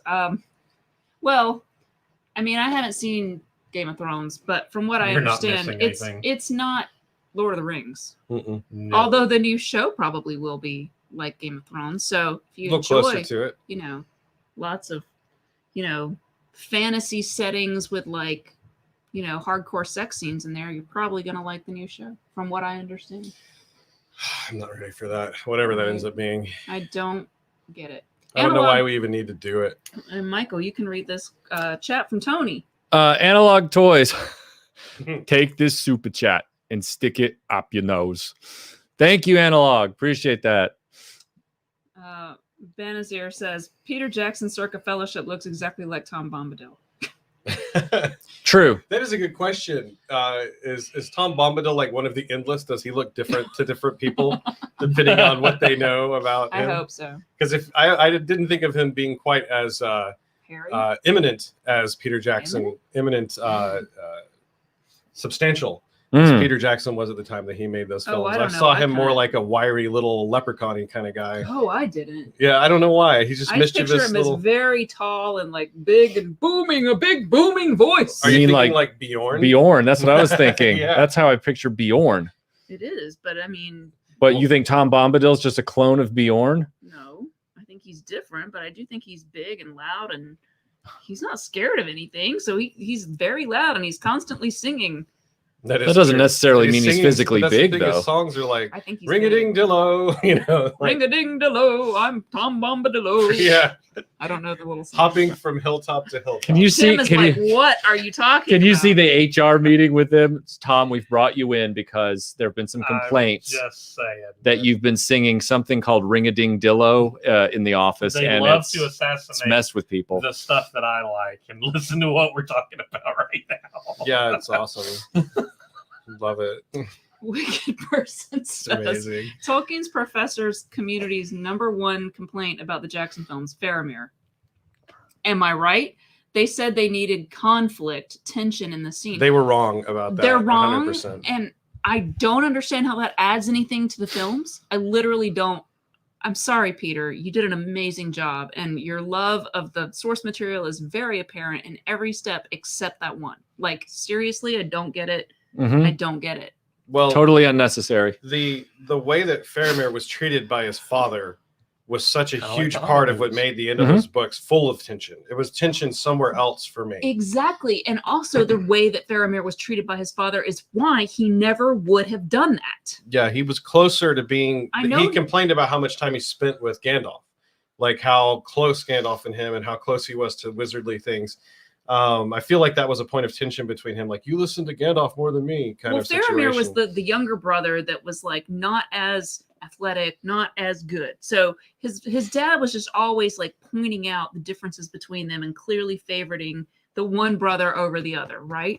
And so if you've ever been in that situation, Chad it of affects Boromir. the person who is not the favored child has like a very strong sense of justice and I like think that's a doing the very right fair thing. statement. Mhm. Am I right, Michael? And so Yep. I'm just saying It's getting that deep. completely informs his entire character. So everything that's in the movie contradicts that completely. Like he never would have done that just to gain his father's approval because by this point in his life, he knows he's never getting his father's approval. Like you already realize that by that age, right? Maybe if he were 7, but he's not. Okay, I'll shut up about Or it. maybe he was. I don't know. I'm just saying Magic. it's frustrating. Doug says, introduced to the mythos by a friend who has since passed, who read it to me when I was young, have reread it multiple times since then. Mhm. Yeah, it's very rereadable. Getting ready for this sure. topic made me want to dust them off and I start know. reading them again. I know. Quasar Ice Mage says, Michael, is it true that you got a Prince Albert using a reproduction of the One Ring? No. Okay, Well, I mean, question has been answered. No. there are suspicions. Do not reinforce this. Do not reinforce this ne'er do All I wells can comment. say is you try to stay away from magnets. A lot. Yes. I mean, you know, Don't that's hit me. I'm just saying you need to get there faster. I didn't even get it. No, no, and no. Michael is not into that. He seems really like he really wants people to think no. Jesus says, in Return of the King, the Witch King is shown as more powerful than Gandalf the White. That is not accurate. I think Gandalf the White is more powerful. I think, that's one of those arguments where I can almost see why that would have been skewed a little bit more for tension in the scene. I feel like Gandalf was also being very careful who he revealed that he had the Yeah. upgrade to, and and there was just an intentional well. sense of drawing them in, and then Gandalf was like, Well, I have a question. boom, Yeah. I'm amazing now. So, Tim has a question. if Gandalf was a wizard, are wizards just not very powerful in Lord of the Rings? Not in the sense of what you would think of as a wizard. Like Gandalf doesn't publicly use spells or magic in the way that you would think of So a wizard. he can't, or He No, doesn't. he doesn't. So he watched all these men die, but he could have done something about it before that? Well, first of all, his job is he has a different job completely. And men are different. Like he's just sort of like not there for that. And I know that doesn't make sense, but it kind of does in terms of this being a deep mythology that he has like he's Characters who live a really long time see life differently than people who No, I that's the way it's sort of fine. described in the books, and like, you know, and I'm surprised, honestly, Mhm. that no one has super chatted us about the Eagles. Oh Well, yeah, Tim brought it up. He dreamlanded it at Michael earlier, and I heard him do it. But it's a fair question. I mean, I know. Plot-wise, Look, the movie could have been over in like 5 minutes, and we could have just not even been sitting here. I get it. I mean, I get it. I would have asked those Eagles for a little bit longer ride. That's all I'm saying. And they would have said nope. But don't again, care. then Eagles are jerks. That's my Yep. biggest problem with That is a fact. that's my biggest problem with the Jackson movies. You've reminded me, you've talked my way into it. The Jackson movies set up the idea, even though it's not written this way in the books, where the army of the undead helps them liberate Minas Tirith. That is Yes. your biggest problem. When You in bitch about it every I time you do, watch. because in the book, the army only helps him liberate the boats to get the Númenóreans to Minas Tirith. Now, here's my problem. Let's accept the movie logic at face value. All right. right. He's convinced the army of the undead to help him. They liberate Minas Tirith in this turnkey moment. You know, they just swarm through like a virus and take out all the orcs, right? And then they say, and the elephants, the All the Mumakils, whatever. So then he's standing there with them, right? And they're like, well, set us free now. And then Gimli says the smartest thing Yes, he in the does. movie. He says, these are very useful dudes to have around. We should keep them around a little longer. And as Aragorn, I would have been diplomatic and said, if you want me to free you now, I will, but you have fought bravely and I beg you for help one last time. Yes. Let's walk over here and can you Into work? Mordor. Yeah, and just can you wipe 'em out. can you pull that hat trick one more time and just wipe out Mordor? Yeah. You know what? You know the old adage, it never hurts to ask. And if they'd These are said fair no, things to be he mad could have just about. freed them. And You know? here- No harm, no foul. Here's where I come out with that. Okay. This story was written to be something like an Iliad or a Homer, Yes. and it's going to make choices. It's going to make choices that don't make sense, and it's going to have things where you have an overpowered moment that's followed by, "Gee, it sure would be nice if I had some grenades." You know, like that is one of those moments. And I think that when you're writing something intentionally to a structure of an ancient myth and legend, there are going to be times where you have to leave the powerful thing because it's the right thing to do. And then honor-wise, Speaking Aragorn of the was right ready thing to leave do, I them. have some super chats. Scott says, Easy you told way me to out. do that. Scott says, in a book where you can do 20 pages of lore, Bombadil and Faramir work. In a movie, you can't spend hours showing the ring as an irresistible force, then have a character say, meh, don't care.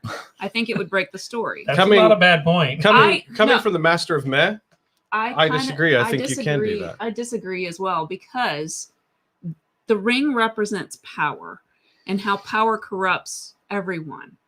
But there are rarefied individuals in the world who don't seek power and who are not enticed by power. It's not to say that if they were magically just given power that it wouldn't corrupt them. I'm just saying that they don't seek it out. So it's not a desirable thing to them to have the power to control everybody around them. There's not a lot of them, but they do exist, and it's not necessarily the hero. And that's what makes it so brilliant. It's not Frodo or Sam even who is that person who isn't drawn to power. It happens to be Faramir, who just doesn't want to have the power. That's all I think that's symbolizing. So, and he's probably a little relieved that the burden isn't on him. I also think that Faramir just sort of is an example of a human man who is a good person. And there aren't that many of them in the story. Like, let's be honest. Well, I know, even you don't- Boromir redeems himself to some degree. Yeah, but it's after the fact. a little late. little too late.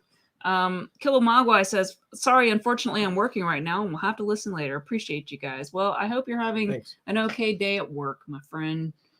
I mean, yeah, Boromir did redeem himself, but I mean, all the arrows point to it being too late. Yeah, that is very true. He was pincushioned pretty hard. All arrows point to jerk.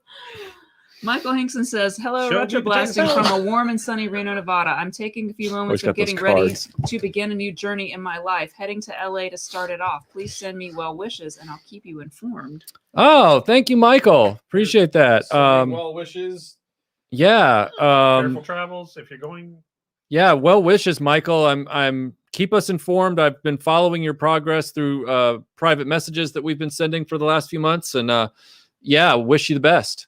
He says he's going for a transplant interview at UCLA. Yep, Very he's cool. on a transplant list, so we wish you the best, sir. Wow, that's amazing. Bunyan Snipe says Bombadil is short and tubby. That's how I picture him. Yes. And that's how he was depicted in the Lord of the Rings Online So it was game. me. But as a kid, I don't know why. I just always saw him. He's kind of Santa Claus. I saw him more leprechaun-y. So A yeah, man of short, ultimate but also power still who kind of likes like short, cute not blondes like and, short. yeah. No, I don't think Is so. there anything wrong That's with that? that's No, how I'm I just He's saying taller than a interpret hobbit. tracks. They're pretty short. Yeah. Just- But that's an interesting thing. We all saw different things He in our loves heads. living It out was in the like woods with earlier his I dog. asked you, until the movie, did you ever consider Sauron as a person walking around No. when you read things about him? It wasn't until I had to see him in the movie that I had to kind of come to terms with the idea that he had a size and a shape and but they a still kind of presence. hid his face behind like armor, which I think was a good choice because it doesn't allow you to visualize him as a particular type of being or race or whatever. I'm He's cool just- with that, but I guess I do wonder why he didn't like do anything until the very end. Like What do you mean? why Like- he didn't like come out and Because he He didn't have was the still power, much shapeless. like Voldemort, which by the way, totally stole from this book. Yeah. But he didn't have the he was trying to gather his armies, but he just so didn't- he just My he understanding. wasn't he was non-corporeal Yeah, he didn't have a form. to go full on buff. My understanding was he. around. My understanding was he needed the ring to bring himself back Correct. to full. so form. the redone the ring is what version makes him corporeal. where he does come back. It's not. He doesn't come back. So I like thought if in the he had redone gotten the version he ring, did. he would have become a being again like he was. in the- Oh, see, I've been confused. He's about only that he's forever. only able to exist as in this ethereal kind of menacing force. He's Gotcha. the eye in the sky. He's the eye in the a la sky, Judas but Priest. to come back as the big armored warrior dude, he would have to have the ring to bring it to Gotcha. have the power because part of him is in the ring. And that's why when Okay. you So- see him lose the ring, there's that depiction, which I don't remember the scene well enough from the book to sort of say this is how it would have exactly happened, but you do see a sense of like this great wind washes That's out right. and blows everybody back because he's just sort of becoming It's his a blob at that point. Right. He's Yeah, still he's there, got but enough- He's not dead. He's put enough of himself into the ring. The ring is basically So he becomes the Force. the ring. The It's ring. like a powerful. pool of The ring midichlorians. is- let me explain it this way. All that's left is midichlorians? He needs the ring because the ring is like a zip file that has him in it, and he needs to unpack that to Gotcha. get all of his data back. That's a really good example. Thank you. Okay. Yeah, it's like a zip disk, and he's like, I put all my essential information on that zip disk. I needed to reboot And the now my computer. Windows won't unzip anything anymore. And see, I have he to may download not the have been that drivers. What's way going on? before he got the ring. It was over the years of him using it that he just put more and more of himself in that zip file and didn't really worry about what would happen if he lost the zip file and suddenly there wasn't enough of him left Yeah, to make a shape. which is why you should always back up your backups, Sauron. Yeah, bro needed a cloud backup service. Wolfie Pretty says thoughts hardcore. on the 4K restoration. We noticed subtle CGI upgrades, etc. I was okay with this. 2000s equals 1080p rendering at best. Crap packaging, loose discs, swapped with Blu-ray box, physical media forever. Yeah, Wolfie. Melinda said that she didn't see much of a difference. I did. I actually really liked the new transfer on 4K. I wasn't mad about No. She didn't say it looked bad. She Haven't just seen didn't. it yet. But I thought it looked really, really good. And I was happy that they did it the right way by re-rendering the effects and all that kind of stuff. So they didn't change the effects. They just rendered them at the proper resolution, which I think was the right way to go. So if they still had older, outdated textures, they were still there, but just did a higher Mm-hmm. resolution. Yep. They didn't go back and try to redo the textures and the bump mapping and everything. Right, else. exactly. But they didn't just upscale the old outputs to 4K. Appreciate that. Yeah, The old which is a ways. lot of studios do that with the movies. They're like, we're not going through the And expense. or they'll do an AI upres Yeah. on the special effects, alpha Right. channel. Yeah, but not everything else. All right, so I'm going to read these quotes from Bunyan Snipe, who says, Tom Bombadil appeared as an old man, at least to hobbit eyes, with a wrinkled and ruddied face, bright blue eyes, and a bristling brown beard. He was said to be taller than a typical hobbit, but too short to be a man, which would put him somewhere between 4.5 and 5 feet in height. Makes sense. Yeah. But also, it's that line, he appeared to hobbits, which is that Well, he was- sort of draws me back to the question, is he like an endless, and that he may have appeared different to different people? Well, I think the It's way fascinating. the way I read it is, you know, the hobbits are not as worldly as other races because they just keep to themselves, and so to Mhm. them they just sort of don't have the context that like someone like Gandalf might have. because So he would hasn't- Gandalf they think he haven't didn't met- look like an old man who was 5 feet tall? Like, is what is the likelihood that someone Well, who's what is not a old? hobbit? What is old to someone like Gandalf, though? Well, then that's fair, but that would change that pronoun, right? He would be a young man to Gandalf who was under 5 feet tall. I mean, it's an interesting point. It seems like If you say so. I do. There's nothing about Tom Bombadil that doesn't fascinate me. I agree. Guildford says this is a chance for Michael to show his quality. I like that. It's a nice sword. Wicked Person says, totally did my best Arnold impression when teaching 10th graders Lord of the Flies, and a kid asked could they cast Arnold as Piggy in a movie. Yeah, that's from Lord of the Flies. Yeah. Yeah, You have to read this in the Arnold as voice. Arnold. I can't do the Arnold voice. If you want to, if you want to talk, you must be holding the conch. That's hard for me to do. I would have to hear the line and then practice. Can you say Asmar with in the Arnold? We've had voice? first breakfast, yes. What about second Well, you know how the one breakfast? kid had Asmar, like it was spelled that way in the book. Salvador says, be okay. sure to tune in next Saturday for the Lord of the Rings RetroBlasting livestream extended edition. Supposedly, the Lord of the Rings line is what bankrupted Toy Biz because they never paid for all the tooling. Wow, Oh, that's rough. I I don't know about that, but they never paid for the tooling, and then I guess they got called to the mat for it, huh? I did not know that. That's fascinating. so they got the tooling on credit, or are we saying that the estate never paid them for the tooling? Well, maybe Toy Biz didn't pay the factories and the fabricators for the tooling that they Oh, and then they requested. got called in. Yeah. Called in the debt on it. Yeah. Whew. Mm. Mm-mm. Did the flip thing again. Well, I'll be. And hopefully I'm not missing any. I got some more super chats I got to read before you start, Michael. Okay, With- I'm waiting. Wicked Person says Bombadil was Tolkien, including his children's Dutch doll in the story. Dutch dolls are tall, skinny wooden dolls. Yeah. So Tom Bombadil, the story of that was written by Tolkien prior to him writing even The Hobbit, and it was just sort of a little bedtime story that he told his kids. Not exactly what's in The Hobbit or in the Lord of the Rings, rather, but just a story about Tom Bombadil. And there was a lot of these poems and little songs and the weird little language and the tree and Mhm. all that kind of stuff. Old Man River, Goldberry, all of that stuff is in some of those stories. Well, he wanted to work that in so that it would sort of be a little nod to his kids in the book. And so that's really why it is not that big of a deal to remove Tom Bombadil, because in overall, he doesn't really move the plot forward other than rescuing them from the Barrow-wights. Yeah, and if you remove that from the scene, tree. the only problem you have is how did they get their weapons? Correct. So you just say, okay, So fine, we have just- Aragorn have packed them and had them because Gandalf had already warned him he's going to run into him.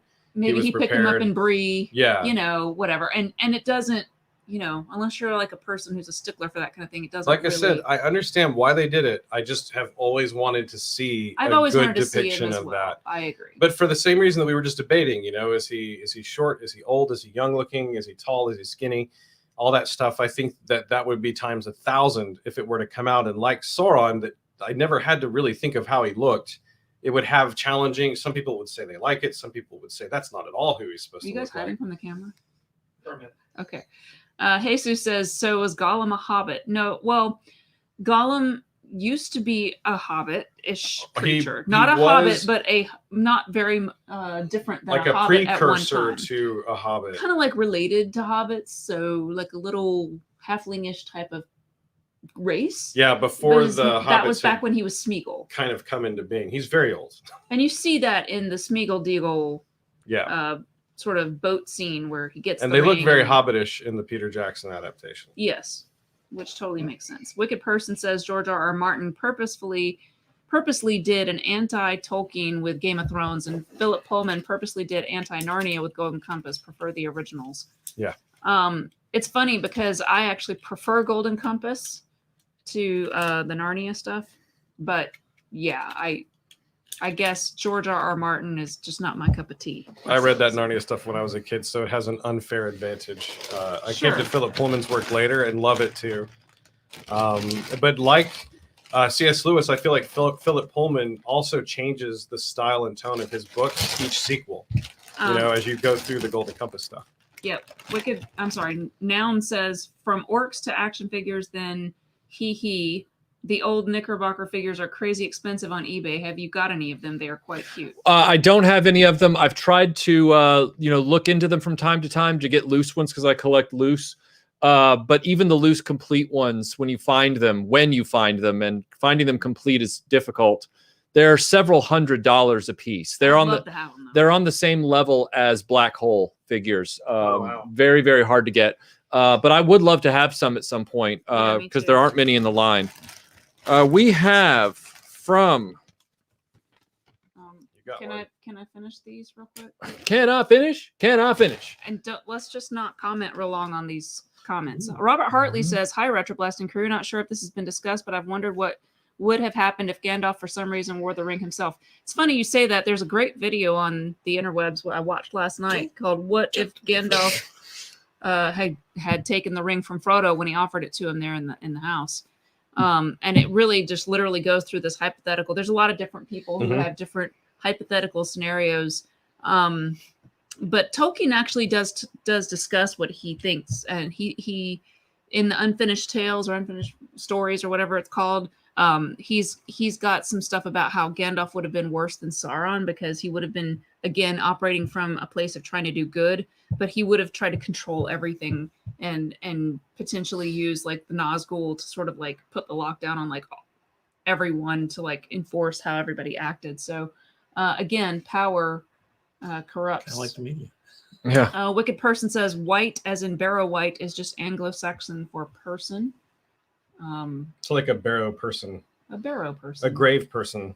Master Son. I don't know. They scared the bejesus out of Master me when I Son was a kid. says, "I think, therefore you are."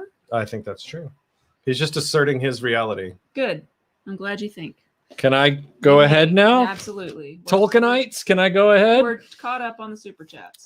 This is from Scott Hughes. He says, "Enjoy your gift." Thank you, Scott. And it's my favorite. It's Peeps. Wow, you got your Peeps. Wow. I got Peeps. I know everyone hates them, but you're all No, I wrong. didn't say You I think you hate don't them. like them until you put I one, like wanna a squish whole one in your mouth, and you're like, oh, I want to squish them. You want to squish them, but you don't want to eat them. So that means they're off limits to you. those purple ones look particularly delectable. Thank you, Scott. I will be having these. How many calories? are there? Master I think Son Master says, Son's "I an 34. ongoing story, I will send these to make Michael's head explode." but I don't know what it will be. I don't think that it's gonna make his Uh, head explode, but I mean, if you want to send super chats, that's cool. I get it. Let's see, Peeps right are here. very divisive. You either love them or you hate them. But Michael loves them, so that makes me happy. This is Put 'em in the from microwave. It's amazing. Jesse. He has a note. It says, Wyoming. "Yeah, Laramie. Jimmy Stewart was in a movie called The Man from Laramie. It's a good Western. It's good. It's real good. Have it on Blu-ray." Greetings, Michael. And this envelope is the G.I. Joe action figure Hardball, which I noticed you didn't own after watching a recent video. In this envelope are a few other odd bits, including some items I picked up from Japan years ago and never have done anything with. Enjoy the Jammy Dodgers. Cheers, Jesse Hughes, Epic Badger. Dude, Epic Badger, thank you so much. No kidding. The chopsticks are awesome, Oh, look at that. and it's the Luke hilt- lightsaber and chopsticks. it's the hilt that you like. That's right. My favorite hilt. The The Anakin blue hilt. Graflex one. The only one that's worth the price of admission. The Anakin's Wicked old Person saber. says, if Gandalf had taken the ring in place of a gray wizard, they would have had a queen. Holy crap. This Dark and terrible as the dawn. I love that scene in the book, and the This- movie did it. This is a tremendous amount of mint justice. condition I transformation like scared Super me. Bowl. I don't remember. I scooted him. back He in must my have seat. been- This is later. A See lot of the people color of really the file hate card. that. Oh yeah, But you're he's not really- much later. He's still 80s. right. Any context on that? They or- just think that this special effect is bad. it's a little cheesy. Come on. This is a mint condition, late 80s hardball action figure from G.I. Joe. He still has his file card. He's still got his grenade launcher and all of his accessories. Dude, I'm going to put this in the display case right after the stream. I'm gonna I'll put take this in the recycling. I'll take a picture. I'll put it on the Instagram. Thank you so much for this. And then he sent Gremlins and RoboCop 2 Tops cards, Wow. still in the wax packs. Perfect for If Melinda and only- Aaron to eat the gum. If only they were Garbage Pail Kids. Oh, that would be so perfect. That would be so perfect. And he sent a Luke Skywalker, looks like it's various stickers. They're various hologram stickers from Japan with anime. Oh, it's Akbar and Luke. It's a trap. Aaron, come back. We got to eat some gum. Oh, you Did actually you got to open do it? that? It was already open. Okay, fine. No, I think that's great. There's Are not- you sure there's it's already not- open? Yeah. Yes. Okay. Anyway, World Made of Cardboard says I love Peeps too. And then he sent us a entire package of British Jammy Dodgers shortcake cookies, Nice. which are classic British cookies. They're like, You yeah, have to Perfect eat for those tea while you time. drink tea, right? that's right. All right. Did you hear what I said? No. World Made of Cardboard also likes Peeps. Good. So I have an ally in this. That's what's important. No one ever wants to feel alone. This This is John this Draper says I'm sad the Lord of the Rings talk is over. Well, it's not really over because there will be more Lord of the Rings talk on this channel. This is not the only live stream, I'm nor going even to keep talking Lord of the Rings because I didn't talk about it for like 4 years. What? Impossible Pie says still gum in those packs. Actually, there is no gum in the Gremlins pack. There's just cards. But I didn't take them out because I thought Michael would yell at me. To Michael from Evander in France, this has to be one of the fewest licensed toys for Disney's Rocketeer film. Hope you like it, Evander. Don't have a price tag on it. Oh, it's the Bendham's Rocketeer. I wouldn't bend them now. No, but the fact that he's still in the card back Yes. makes that even better because Oh, he wait, can't. there is gum in here. Sorry. You're right. There is. Is it powder? No. But don't refold it. Give it to me. You have just messed with time travel on this one. He is losing his flux capacitor. Oh my God. I do not. Was this actually hanging Yes, open? It was. Yes, Alright. it was. Thank you, Tim. There's no reason to yell at me. You're yelling at me right in front of all of our friends. I ain't got no friends. I'm just saying. Evander, There Evander, is thank you. gum that Aaron and I could eat is all I'm saying. Oh boy, that was such an experience last time. Thank you, Evander. That was one of the best experiences. Thank you, Evander. Tasted like Can I look pesticide at smells. this now? Or are you going to yell at me for that too? Is Yell that at her. the Yell man at du her. rocket? Includes removable rocket pack. Oh, how convenient! So he doesn't fly away. Oh, He's a burly man. He's got flat butt. Oh, Oh, that's cool. I guess it helps him be aerodynamic though. this is a Blu-ray that was sent to us, What is it? called Taxi for Tobruk. Oh. It says in 1942, Tobruk, a French commando unit destroys a German gas depot. The 4 surviving soldiers manage to escape into the deadly desert and are soon lost. They spot a German armored car after being exhausted and dehydrated. They start a surprising adventure. Oh, this is perfect. Whoever sent this, thank you so much for sending this. Yell it out and let us know. Yeah, this is Taxi for Tobruk. I can't wait I to can't watch pronounce this. the name of who sent it. Shevchenko? Shevchenko. Shevchenko. Thank you. Thank you for sending this. I cannot wait. Shevchenko, I cannot wait to watch this. Wouldn't it be funny if he actually was like someone with that type of accent? I'm actually trying to honor him right now. I'm not trying to insult him Not at all. or her. That's true. All right.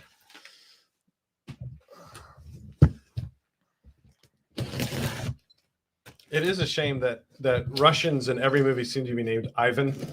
There are so many other great Russian names that I wish they would have delved into. I think it's interesting that even though there are like other adjacent races in Lord of the Rings, there really aren't any Russian type races. That's a What? good point. It's the new Clamp Champ. That's hilarious. It's the new Masters of the Universe Origins 2021 I do remember this Clamp guy. Champ. Kaboom! the champion of clamping. I remember him now. Like I said, if Mhm. I see him, I'll remember him. We've got a Mhm. bleeder called Clamp Champ. Look at who he's clamping on the back. Ninjor. Oh, and look who else is in the picture. Randor. He's very important. Very important. Eddie Look at says, Josh. my take is if the eagles were used to fly to Mordor, Sauron would be aware as they would be a suspicious sight in his realm. Yeah, fair. I feel like there was a reason, and we talked about it recently, and now I can't remember what it was because my head is. I have I think really, it just has to do with really the, bad migraine right the now. Eagles' pride and their priorities. It does have to do with the eagles' priorities and like not wanting to get involved in the affairs of humans and stuff. Similar to the Ents And the elves. Yeah, the elves were kind of over it. They were Michael really man has hates to figure this out for Elrond themselves. in the story, in the book, and in the movie. Yes, I do. I I agree. do, because he complains about how men were weak and they couldn't give up the ring. And he's like, I was standing there 3,000 years ago. And it's like, then why didn't you do something about it? Cut Because him up. you could have just pushed him into the lava with everything else and solved this whole problem. But no, You just let him walk other- out. yeah, it's like, who's weak now? spoken like a true man. Oh, Ninjor. Oh, and look at that. They put that in there to keep the card from getting bent, even though I'm going to be opening this. Look at that. It's the new Masters of the Universe Origins Ninjor, who is, oh, wow, look at that. They did the artwork from the other perspective. So that is great. Yeah. So They sure did. I want my He Randor. looks a lot more victorious on the back of his card. He Isn't that does. interesting? Well, this is the before and after. Yeah, that's So him he jumping. kicked Mhm. Clamp Andrew Champ. Andrew says Andrew Sabina says if he did that, elves and men would have gone to eternal war. Well, there's always plausible deniability in the movie. They're the only two people in the volcano. He sacrificed himself. He'd be like, there were a lot of loose rocks in there, and he was drunk on power from the ring, and he slipped. And I mean, what do you want from me? You gonna Nope. start a war over a guy who's clumsy? Don't be sus, Elrond. Don't be sus. This is from Renegade Biker 24 on YouTube. Great There's, name. there's 24 of them. Marty. The Renegade Bikers found me. You have to do something about your kids. Careful. I know. Careful. Stay on target. Yeah, target. Tim's like leaning back. Oh, Michael wielding that blade right next to you is a harrowing experience. Not sure. That once Added contained a support. garment. Okay, here's a letter. Ooh, Whoa. Nice and short.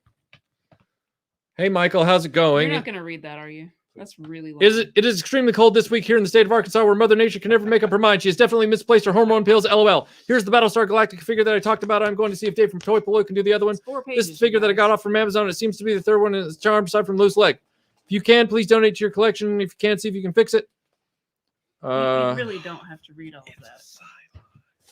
Looks like a new Cylon. Doesn't matter. Even new is old now. You do So realize that, it's right? It's a Yeah. toaster. Yes.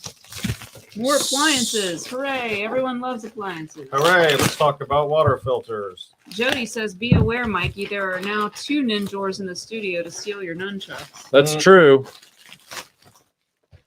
In the hands of a ninja, anything's a weapon. No, it's the version of their classic one. The Centurion. But he Yeah. says in the letter, To fix it?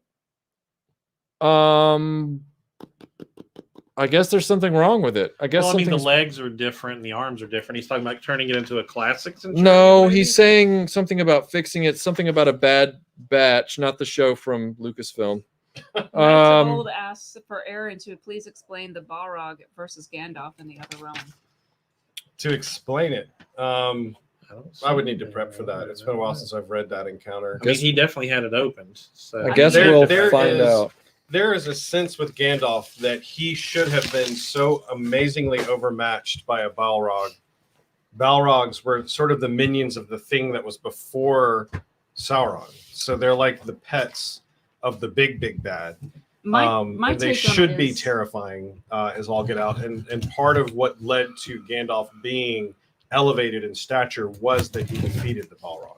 Yeah, my take on it is that is Tolkien's version of Joseph Campbell type mythology plot arc, where Gandalf basically goes to the underworld, which is why you see him falling through the earth, kind of going into this almost other world, and then he lands on top of a mountain, which is sort of like more of like More of that Middle Earth.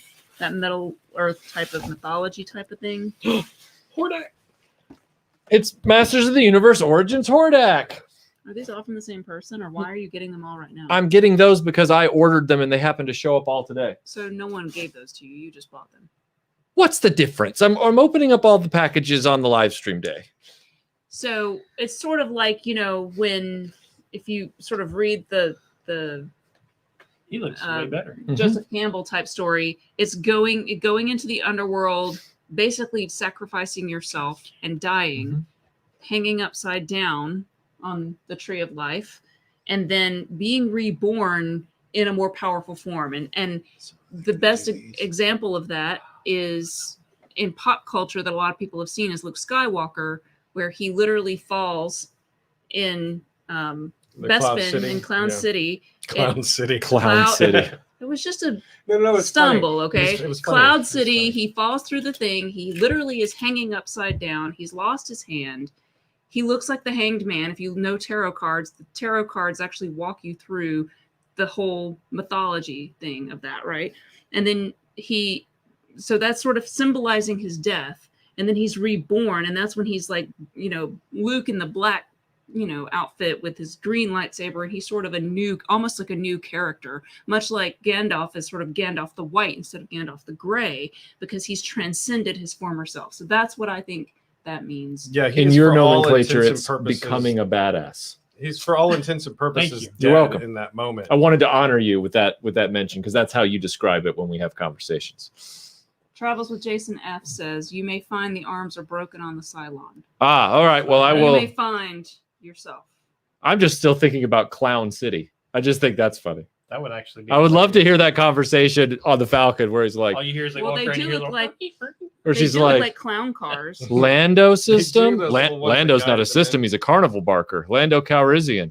And then he's like, Barnum and Bailey. It's pretty far, but I think we can make it. How many parsecs are we away from? Well, What tarot card is Jar Jar Binks? God, I don't know. Oh man. I will look into this Cylon here.